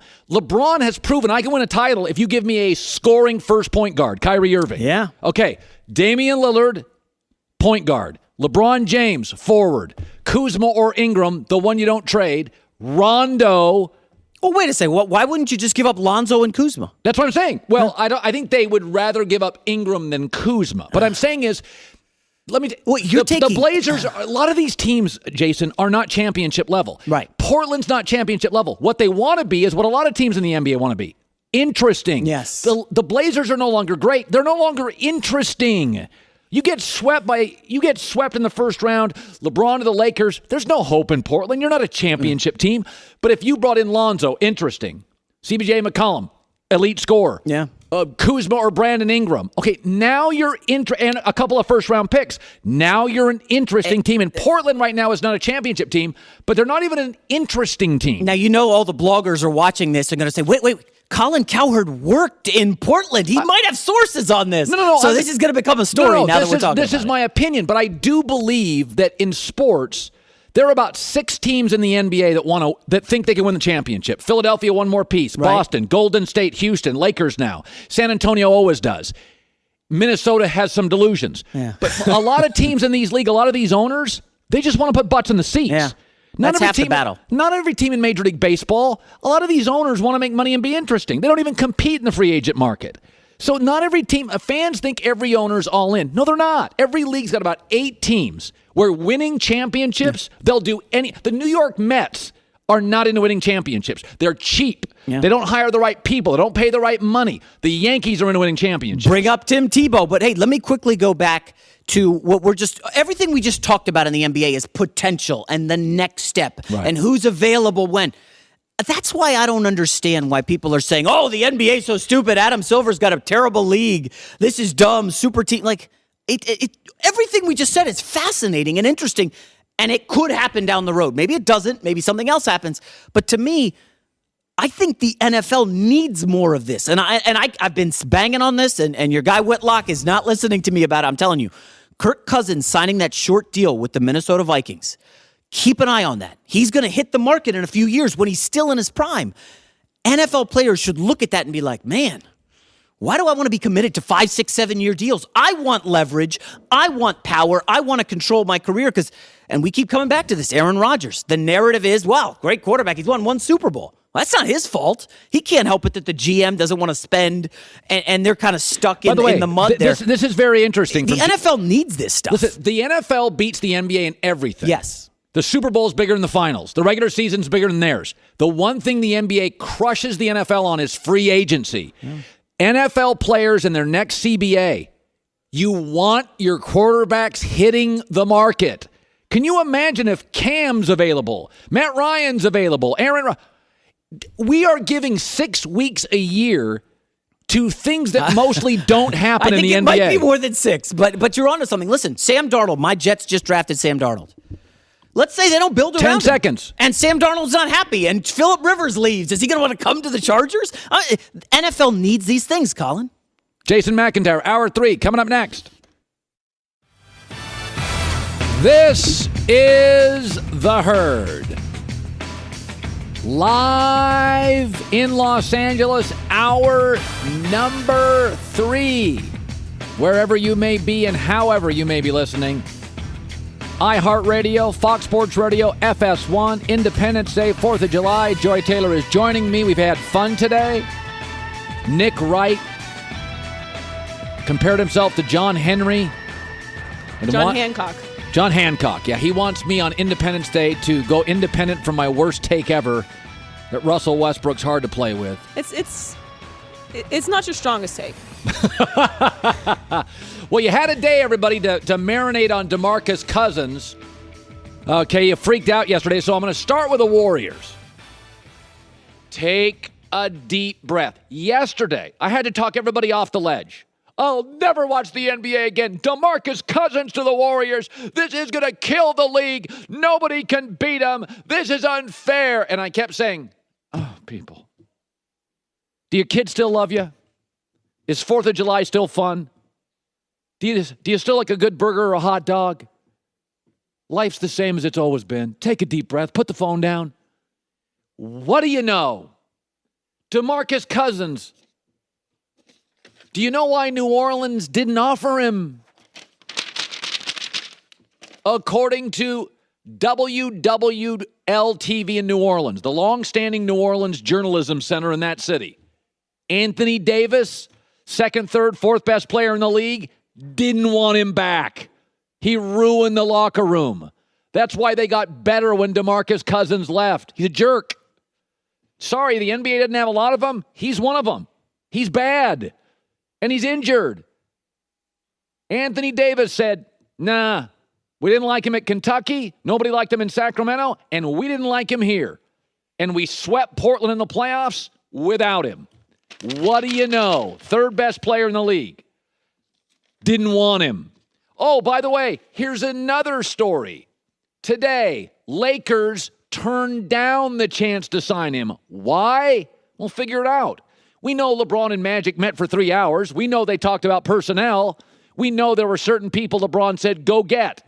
Like, for instance, Rondo. Rondo and LeBron, they faced before in playoff series. Rondo played well against him. Lance Stevenson. LeBron's like, he doesn't fear anybody. LeBron didn't want DeMarcus Cousins. Best player in the league. No, thank you. Anthony Davis, third best player in the league. No, thank you. Take a deep breath. DeMarcus Cousins. Oh, here's an interesting story. From somebody who covers the Warriors, Rick Bucher. He said the Warriors aren't planning to start Boogie Cousins. Anybody told Boogie? Boogie's a 25-12 guy. They're not planning to start him. They want him to come off the bench.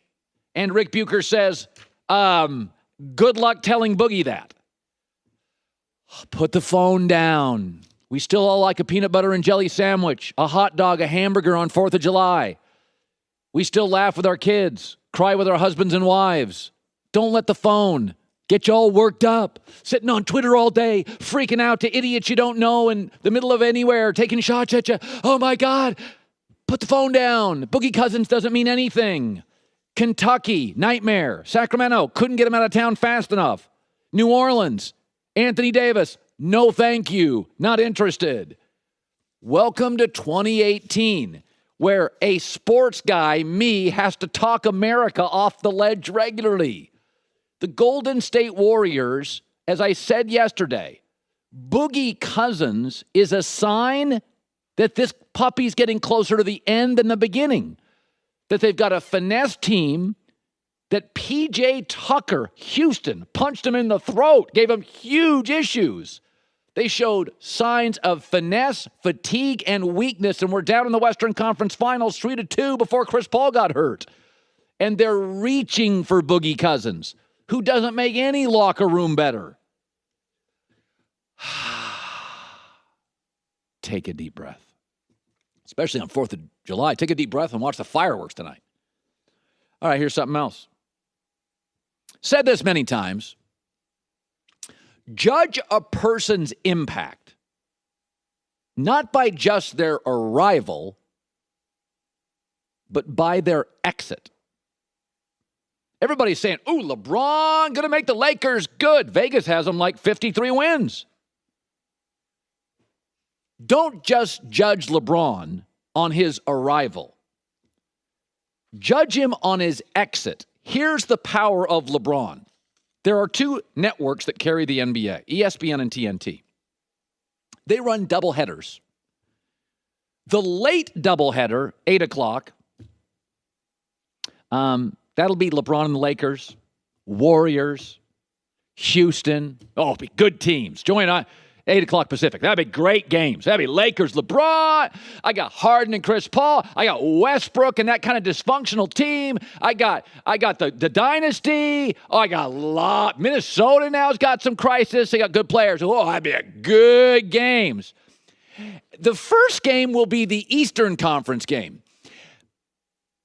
What are they going to air?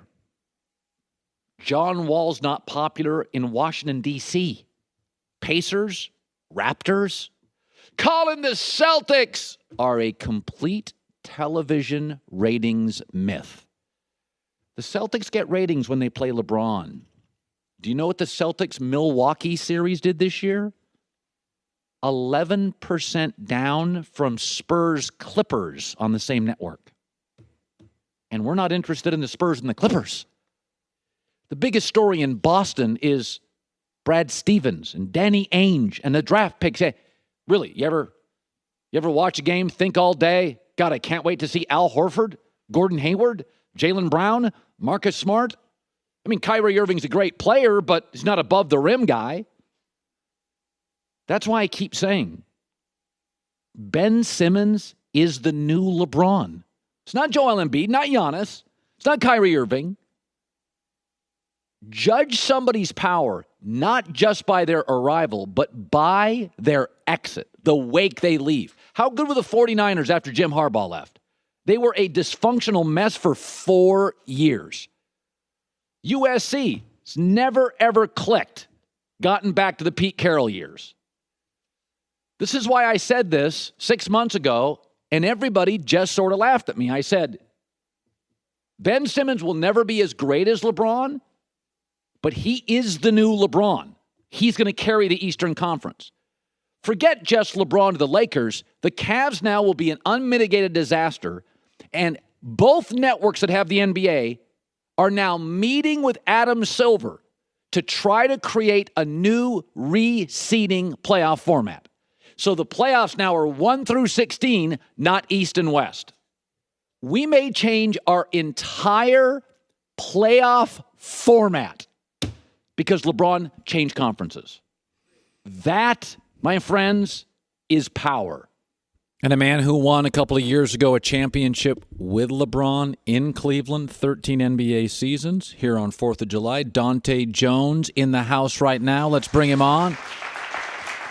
Happy 4th of July. What are your 4th of July memories as a kid? Do you have any basketball tournaments or basketball tournaments and fireworks and being in a city where it might be a little crazy, but just having some fun with basketball. So you always told me often off the air, you said, I think this Laker LeBron thing's going to happen.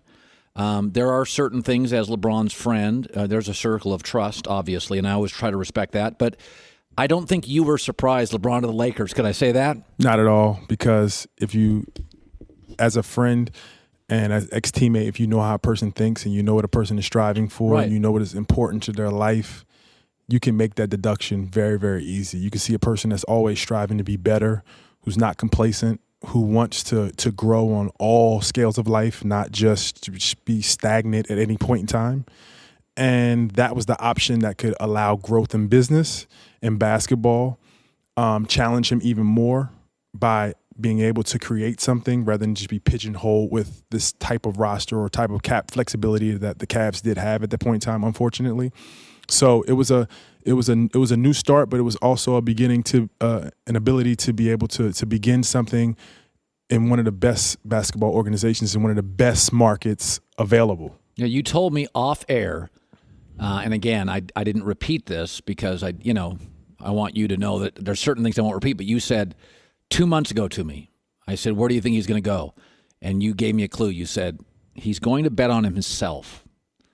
And then you just smiled at me, and then you stiff-armed me and walked away and got some to eat. But what you were saying was, L.A. is a city, if you really think about this, Dahntay, this city is filled with people who leave St. Louis, Chicago, Milwaukee, that bet on themselves. That's what L.A. is. Right. You bet on yourself, and you try it with the best of the best. Like, there's no ceiling here. There's no end to what you can accomplish in this city, and that's why people leave every city that they come from just to come here. They try it here. 50% of people in L.A., Dahntay, aren't from here. Right. This is a city where people go. This city is full of Midwesterners. Right. I mean, all these guys, if you go look at Los Angeles, it's full of guys from Chicago and Milwaukee and St. Louis and Dallas and all that stuff. And can you imagine the people that have reached out to him and said, let's do business together? Just social media wise, and just now, because you're here. When you're here, the opportunity is here. But when you're not here, people just operate with the people that are actually in LA. So people freaked out 2 days ago, and they said, Boogie Cousins of the Warriors is going to ruin the league. And to that I said, NBA has a bigger problem at the bottom of the league, which is 7 teams tanked. I don't have problems with options. I don't have problems with dynasties. I love the idea. Never see a baseball player say, I'll take way less money. This is about the 50th basketball player in my life that said, I want to win games. That doesn't put money first. I love what Boogie did. I don't think it's the end of the NBA. As a former player that's won a title, what is your reaction to great player joining great team?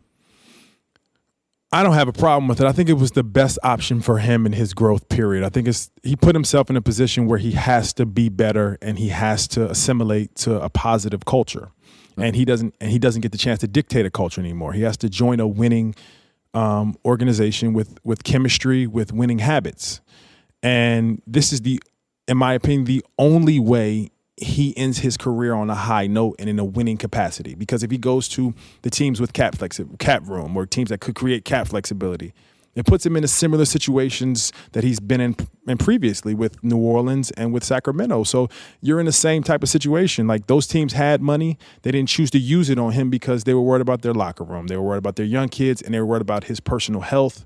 And if he was going to be able to come back during the year, like, we're going to risk all this money, and he might not come back with a possible setback. That's just medical history, just medical knowledge that we have over years. Like, it's a possibility he could not play this year, but we're going to invest all this money. We don't have the ability to take all that risk at this point in time.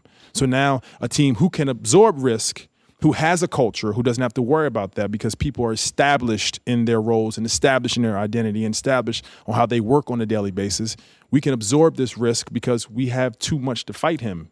And we can win without him. If we can win without him, he's only a bonus to us. It's a little Randy Moss to the Patriots, where he went to the Raiders, things went sideways. Right. He goes to this great culture, and like 2 years later, everybody's like, I love Randy Moss. Right. Randy Moss is awesome. So in a weird way, Boogie's actually, this is a money move. He's taken a short-term financial loss to recoup it on the other end, which is, man, he fit right into the Warriors, and somebody will pay him huge money. He's betting on himself. He's betting on himself. And I'll say this again, folks. I've been watching sports for a long time. Find me all the great baseball players who take less to join a winning culture. You can't find it. My entire life, 4 decades of this league, I have watched star NBA players. Chris Bosh, LeBron, Wade, Durant take less money. I love athletes. NBA guys care about winning. Yeah, he's betting on himself to not have to rush to get back healthy. And that's big because when you jump into an organization that needs you, you feel the pressure of jumping back and getting healthy and helping. And going about 80%. We're 2 games away from being in playoffs or being in the 1 seed. Like, I have to help these guys out. No, these guys don't need me. I can take care of myself first. If I hit a setback, I still have extra time. And I can only add to them and make them better. That's the ultimate bet on yourself. That's the ultimate. He absorb some risk in this situation too, but it's only to be a better person and a better player. So I didn't know. I knew Paul George could make more money in OKC, but then he signed, and I'm reading online the contract where he may make $290 million in OKC.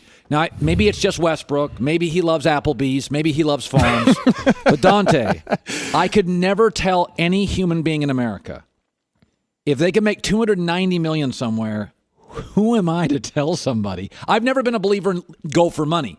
But, man, you guys' careers don't last forever. Right.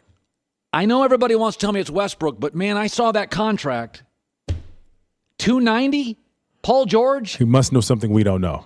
And that shows that him and Russell have a real relationship. You think so? And a real friendship, and they may think in the same capacity. I think he knows that commodity over there. He knows how driven he is. He knows how competitive and how well of a teammate he is. It's a lot of uncertainties in when you're trying on something new and something uncharted before.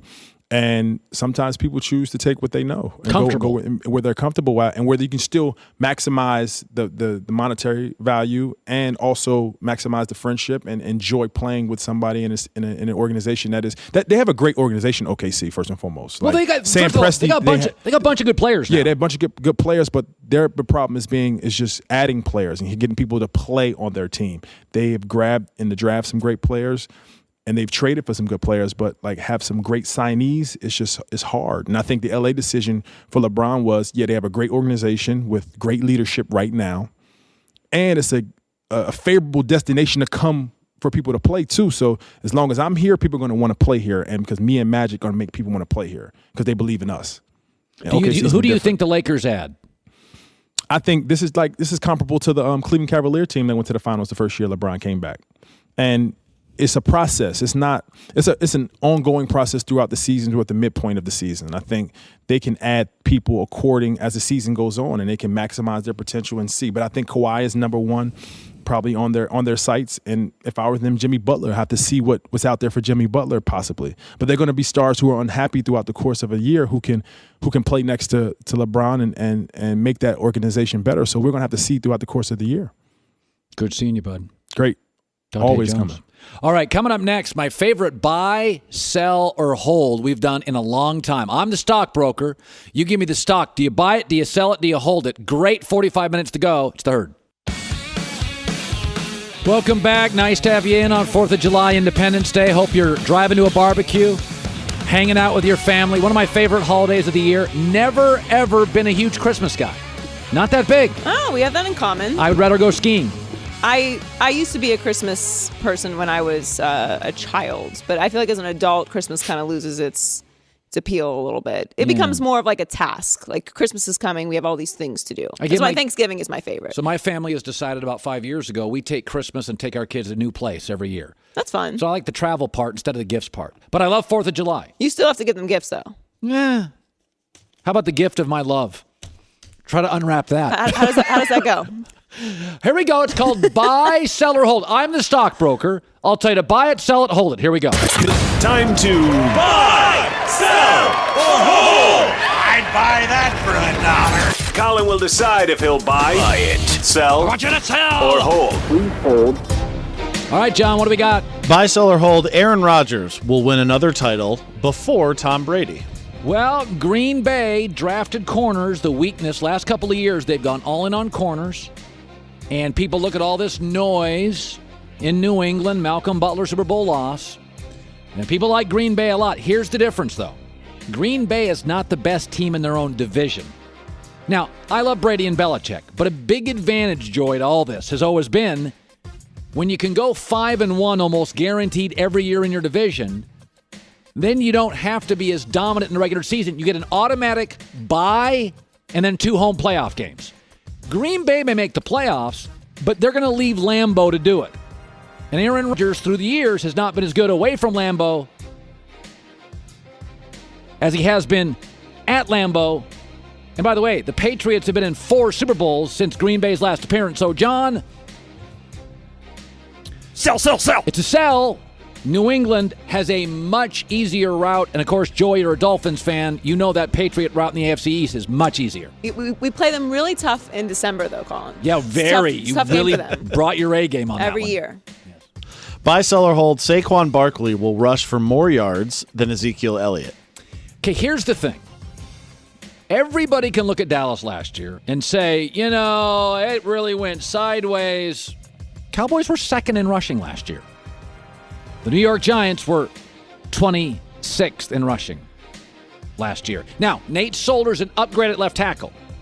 But for great running, generally it's guard, center, guard. That's where the Cowboys are the best in the NFL. They got Tyron Smith, left tackle. Guard, center, guard. Cowboys are monsters.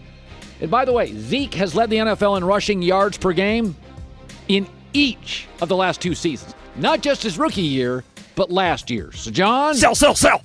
Yeah, Saquon Barkley will not rush for more yards than Ezekiel Elliott.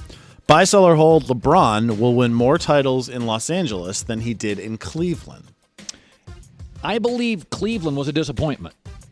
LeBron won 2 titles in a third the time in Miami as he did for the 11 years in Cleveland. Now, I think LeBron, to me, has 2 great years left and 2 to 3 total years left. And everybody's looking at this Kawhi Leonard thing and freaking out. Trust Vegas. They have the Lakers as the 3rd best odds to win the title because the Lakers have not only LeBron, first-round picks, Clippers don't, if they want Kawhi, multiple one-year contracts, and young, improving players. They're going to land a second star. Could be John Wall, could be Damian Lillard, could be Anthony Davis, could be Kawhi Leonard. What the Lakers have is the elements needed to land another star. Cap flexibility, young improving players, one-year deals, draft picks, and the greatest brand in the league. So, John, please. Just I'm not sure. I want to see who the second star is. My lean is they will win more than they won in Cleveland. Buy, sell, or hold. This is the final season that Durant, Curry, Clay, and Draymond will be teammates. Okay, the last team to appear in 5 straight finals was the Boston Celtics in the 60s. Why is that? All these great teams since then. Why? It is a beatdown emotionally and physically. And by the way, the Showtime Lakers didn't deal with social media, which gasses up and elevates the egos and the entitlement and the players. I'm going to tell you something. We saw a fractured Warriors team. What did David West say after they won the title? He went on social media and said, if you only knew how difficult it was. So, John. Bye! It is the final year of Durant, Curry, and Clay, and Draymond. By the way, next year, Clay and KD are free agents. Buy, sell, or hold. Kawhi Leonard will start the season in San Antonio. Trade value for star players does not go up over time. Ask Orlando with Dwight Howard. Ask Denver with Carmelo. Once a star player says, I want out, and then names a specific team, you lose leverage by the day. Remember this. What about Paul George in Oklahoma City? Yeah, they got him before the season, and for a year put their arms around Paul George and showed the love. Kawhi's a different cat. You're going to tell me the Spurs are going to wait to the trading deadline and somebody's going to say, okay, we'll give you a bunch of assets to get Kawhi, who's a different personality, for 3 months and try to convince him to love Philadelphia? Spurs aren't dummies. Spurs aren't dummies. Every day they try to bully teams and don't get a deal done, they lose leverage. John? Sell! Kawhi will get traded before the season. Last one. Buy, sell, or hold. The Celtics will be your 2018-2019 champions. John, who predicted this about 3 months ago? You. Yeah. I don't know why everybody's freaking out. Las Vegas has them as the 2nd best odds to win it. By the way, they got to the Eastern Conference Finals without Gordon Hayward and Kyrie Irving. You do get LeBron's out of their one nemesis. LeBron is out of the East. Translation, by getting rid of LeBron and adding Kyrie and Gordon Hayward to this group, they're going to fly, well-rested, deep roster through the Eastern Conference. They're going to have a much easier time than Golden State is, who's dealing with Boogie, who's dealing with a fractured locker room, who's dealing with egos, who's dealing with a 4th, 5th straight trip to the finals. John? Bye! I'll say it again. A deeper team, fewer egos, probably better coach Celtics win the NBA championship next year. And I don't know why this is. Vegas has them as number 2. Whenever I say this, oh, come on, Colin. It's ridiculous. Kevin's outrageous. You're just trying to say things. Vegas has them number 2. By the way, Steph Curry gets hurt often. KD's been hurt. Boogie Cousins, chemistry issue. Celtics are winning it next year. Joy Taylor with the news. No. Turn on the news. This is the Herd Line News. So it's the 4th of July, Colin. You know what that means? For some people, it's a big national holiday. For other people, it's an excuse to eat hot dogs. Yeah. I am not one of those people. Defending champion Joey Jaws Chestnut broke his own world record by eating 74 hot dogs. Oh, it's so gross. In 10 minutes. It's so gross. 74 hot dogs in 10 minutes to claim his 11th Nathan's hot dog eating contest I don't title. understand why people watch this. It's so disgusting. Miko Sudo won her 5th women's title in a row, downing 37 hot dogs. Oh, charming. Yeah, so you don't know this about me, Colin. I have a hot dog phobia. So Jason, my brother, showed me a hot dog making documentary when I was very little, and I have not eaten a hot dog since I was, I don't know, maybe like 8. And now I just can't even stand the sight of them. So truly, this is my nightmare. Like if someone was to pass away and then come back to life and be like, Joy, hell is you eating hot dogs every second of all eternity, I would be such a good person. That, and you could promise me that heaven is like Napa, my whole life would change. It's disgusting. Like that's. Can you look at that just for a second? No, I think there used to be a food show. I forget the name of the guy. There was you know how you have all these, like the late Anthony Bourdain had a food show. Yes. And Gordon Ramsay, and there was a show when it was a guy that how much he could eat. Well, yeah, man versus food. Right, I would watch that. Admittedly, it was so disgusting. It is though. He would go but to it's not it's not all hot dogs. But those were eating contests that existed. Like he went to the eating contest at restaurants. This is just like how many hot dogs can you choke down in 10 minutes? I think it's so you can't go repulsive. do that anywhere. And they don't even just they water them down because you have to eat the bun too. So they're like drinking. Oh my god. So just the hot dog water on the chin, it gets in your eyebrow. It's and there's so gross. And there's a women's division? Yes, apparently there is. It would take me 4 days to finish a hot dog. That's how disgusting it is. I can't eat an olive. An olive? I like olive oil, but I can't. If you put an olive on my tongue, I cannot swallow it. And I can swallow any size pill, without even water. I could put a horse pill here, boom, out, down. I can't swallow an olive. Where are you on pickles? I feel I love pickles. Yeah, me too. Pickles, olives are kind of like that weird food territory everybody doesn't love. I'm not a martini guy. I'm not. No? No. I love martinis. LeVar Ball has been saying for a very long time that LeBron not only should join Lonzo with the Lakers, but that he would join the Lakers. And this past weekend, obviously, it happened, and TMZ Sports caught up with LeVar to ask him about it.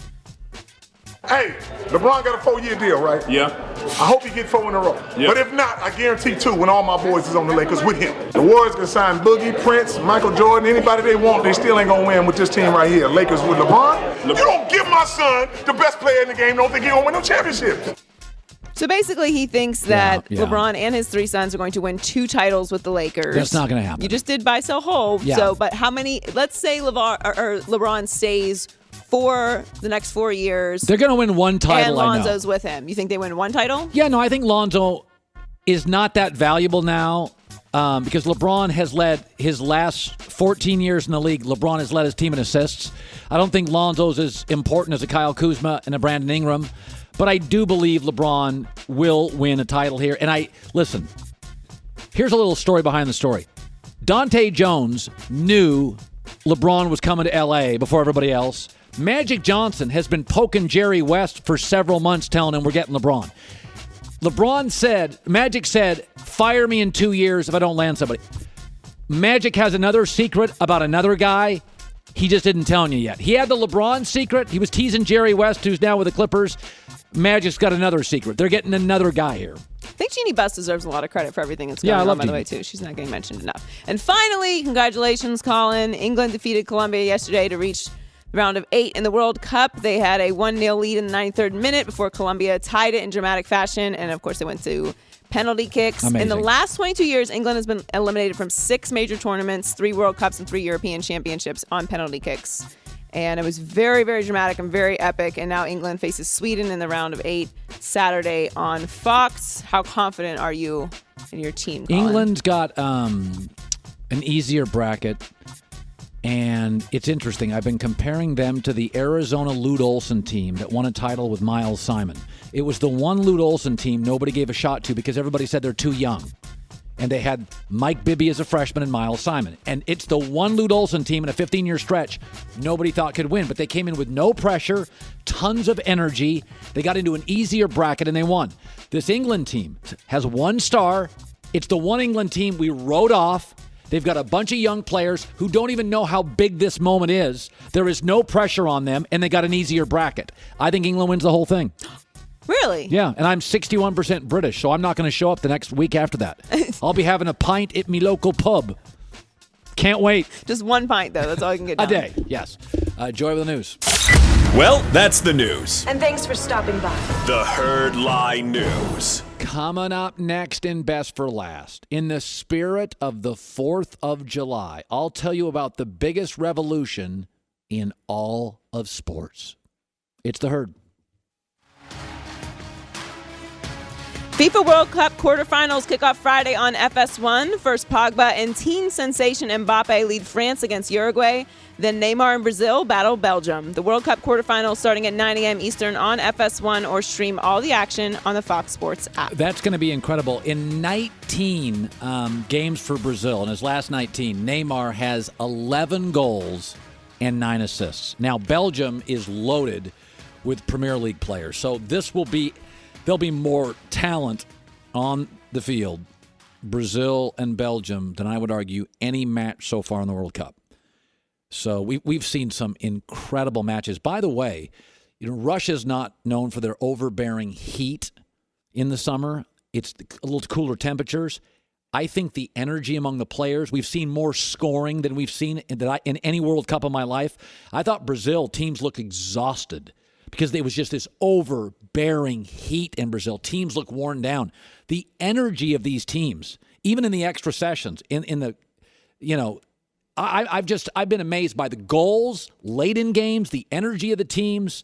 Appears to be no fatigue with some of these teams. They're getting better as they play. It's not always the heat that gets you, it's the humidity. Yes, the humidity, as you know, being from Miami. LeBron to the Lakers means he's out of the Eastern Conference. He has won the Eastern Conference 8 straight times. That's historic. I mean, it's really ridiculous. I mean, as good as Brady's been, 8 straight Super Bowls, nobody does that. So LeBron's been to 8 straight finals out of the East. In fact, Knicks coach David Fizdale was asked last couple days what it means for LeBron to be out of the Eastern Conference. He said, quote, "Hallelujah. Look, I'll take it." That's all I can say. So a lot of Eastern Conference teams are happy to be free from LeBron. In fact, they are so relieved that in the spirit of today, Independence Day, when on July 4th, 1776, our founding fathers issued the Declaration of Independence. And that is a famous document that declared our freedom from the King of England. The remaining members of the Eastern Conference have similarly issued their own Declaration of Independence today. On this date, the 4th of July, in the year of 2018, we, the members of the Eastern Conference, declare our independence from the tyranny of King James, who has ruled our conference for far too long. We hold these truths to be self-evident, that LeBron James was not created equal.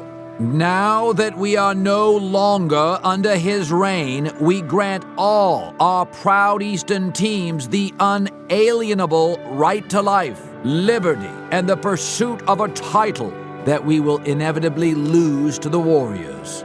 Signed, Kyrie Irving, Ben Simmons, Joel Embiid, Giannis Antetokounmpo, John Wall, and 500 other guys nobody's ever heard of. How about that? Their own Declaration of Independence from the tyranny of King LeBron James. He was not created equal. That is the most accurate statement in that whole piece. There have been a handful of athletes. I mean, obviously, Kobe's great and Michael's great, but there have been, if you really look at professional athletes, I mean, they're all bigger than the average person. Like in Hollywood, people are shorter. Like when you walk around Hollywood and you meet stars, they're always smaller than you think. Sylvester Stallone, action hero, is like 5'8". Like they're always smaller. All professional athletes are on average bigger than the average American. But even among professional athletes, there have only been a handful of athletes who are different physically from them. Usain Bolt does not look like most sprinters.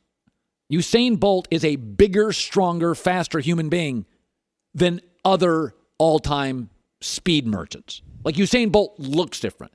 Wilt Chamberlain was a complete freak of nature. I mean, Wilt Chamberlain could have played pro volleyball, pro soccer.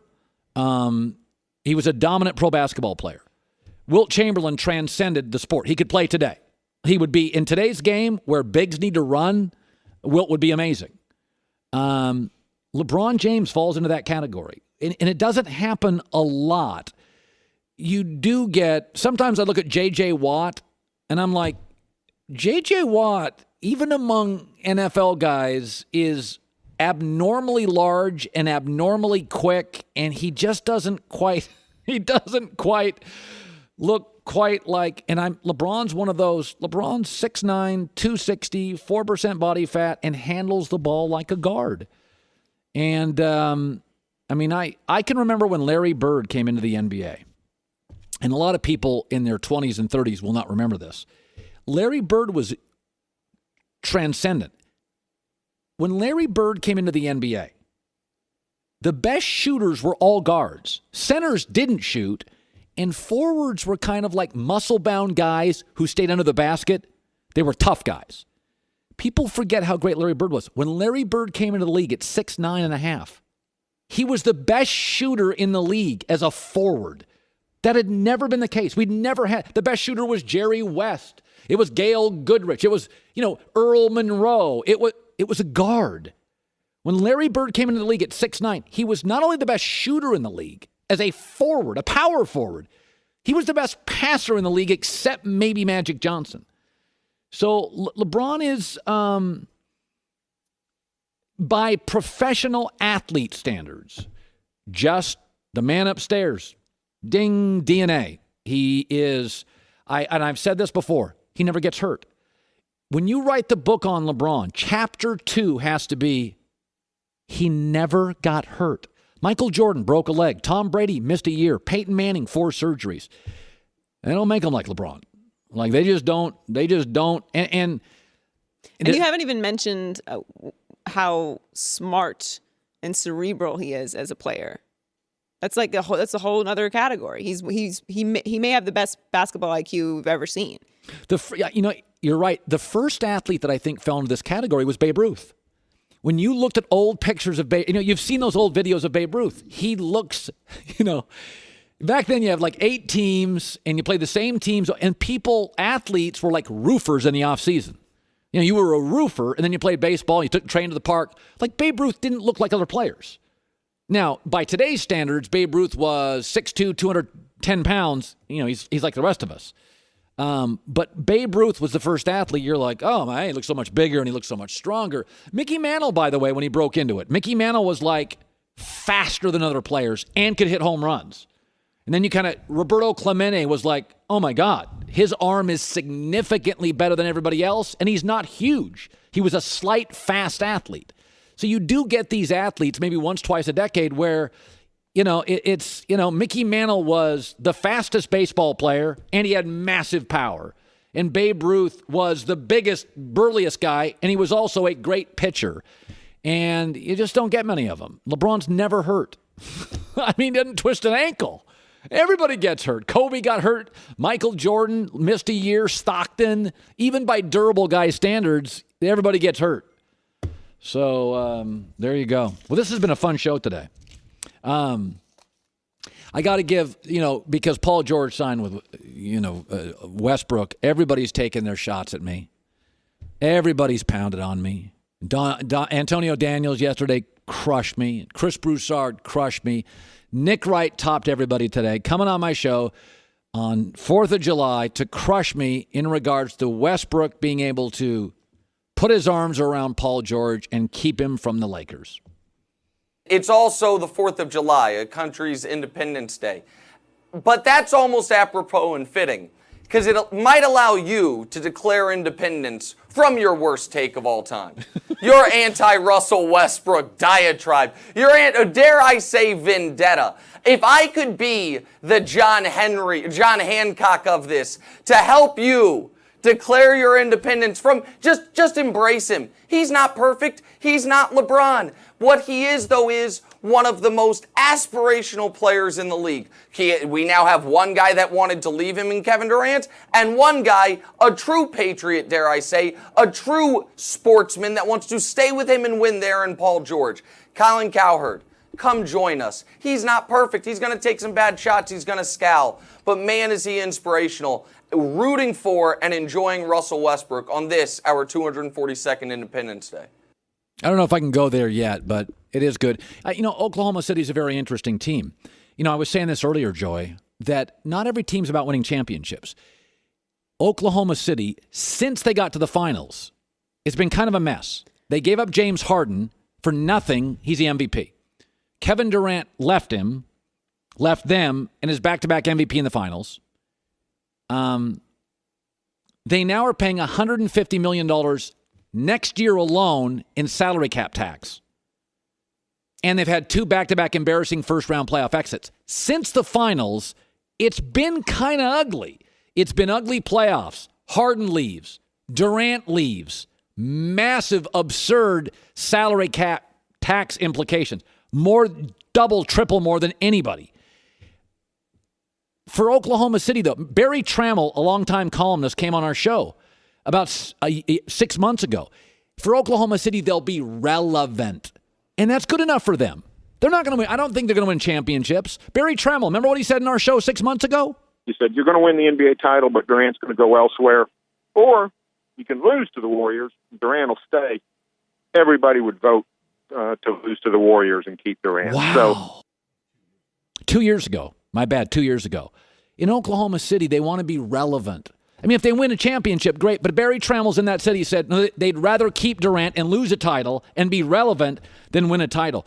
So Oklahoma City won. They will absolutely, positively be relevant for the next 4 years. That I'll never argue.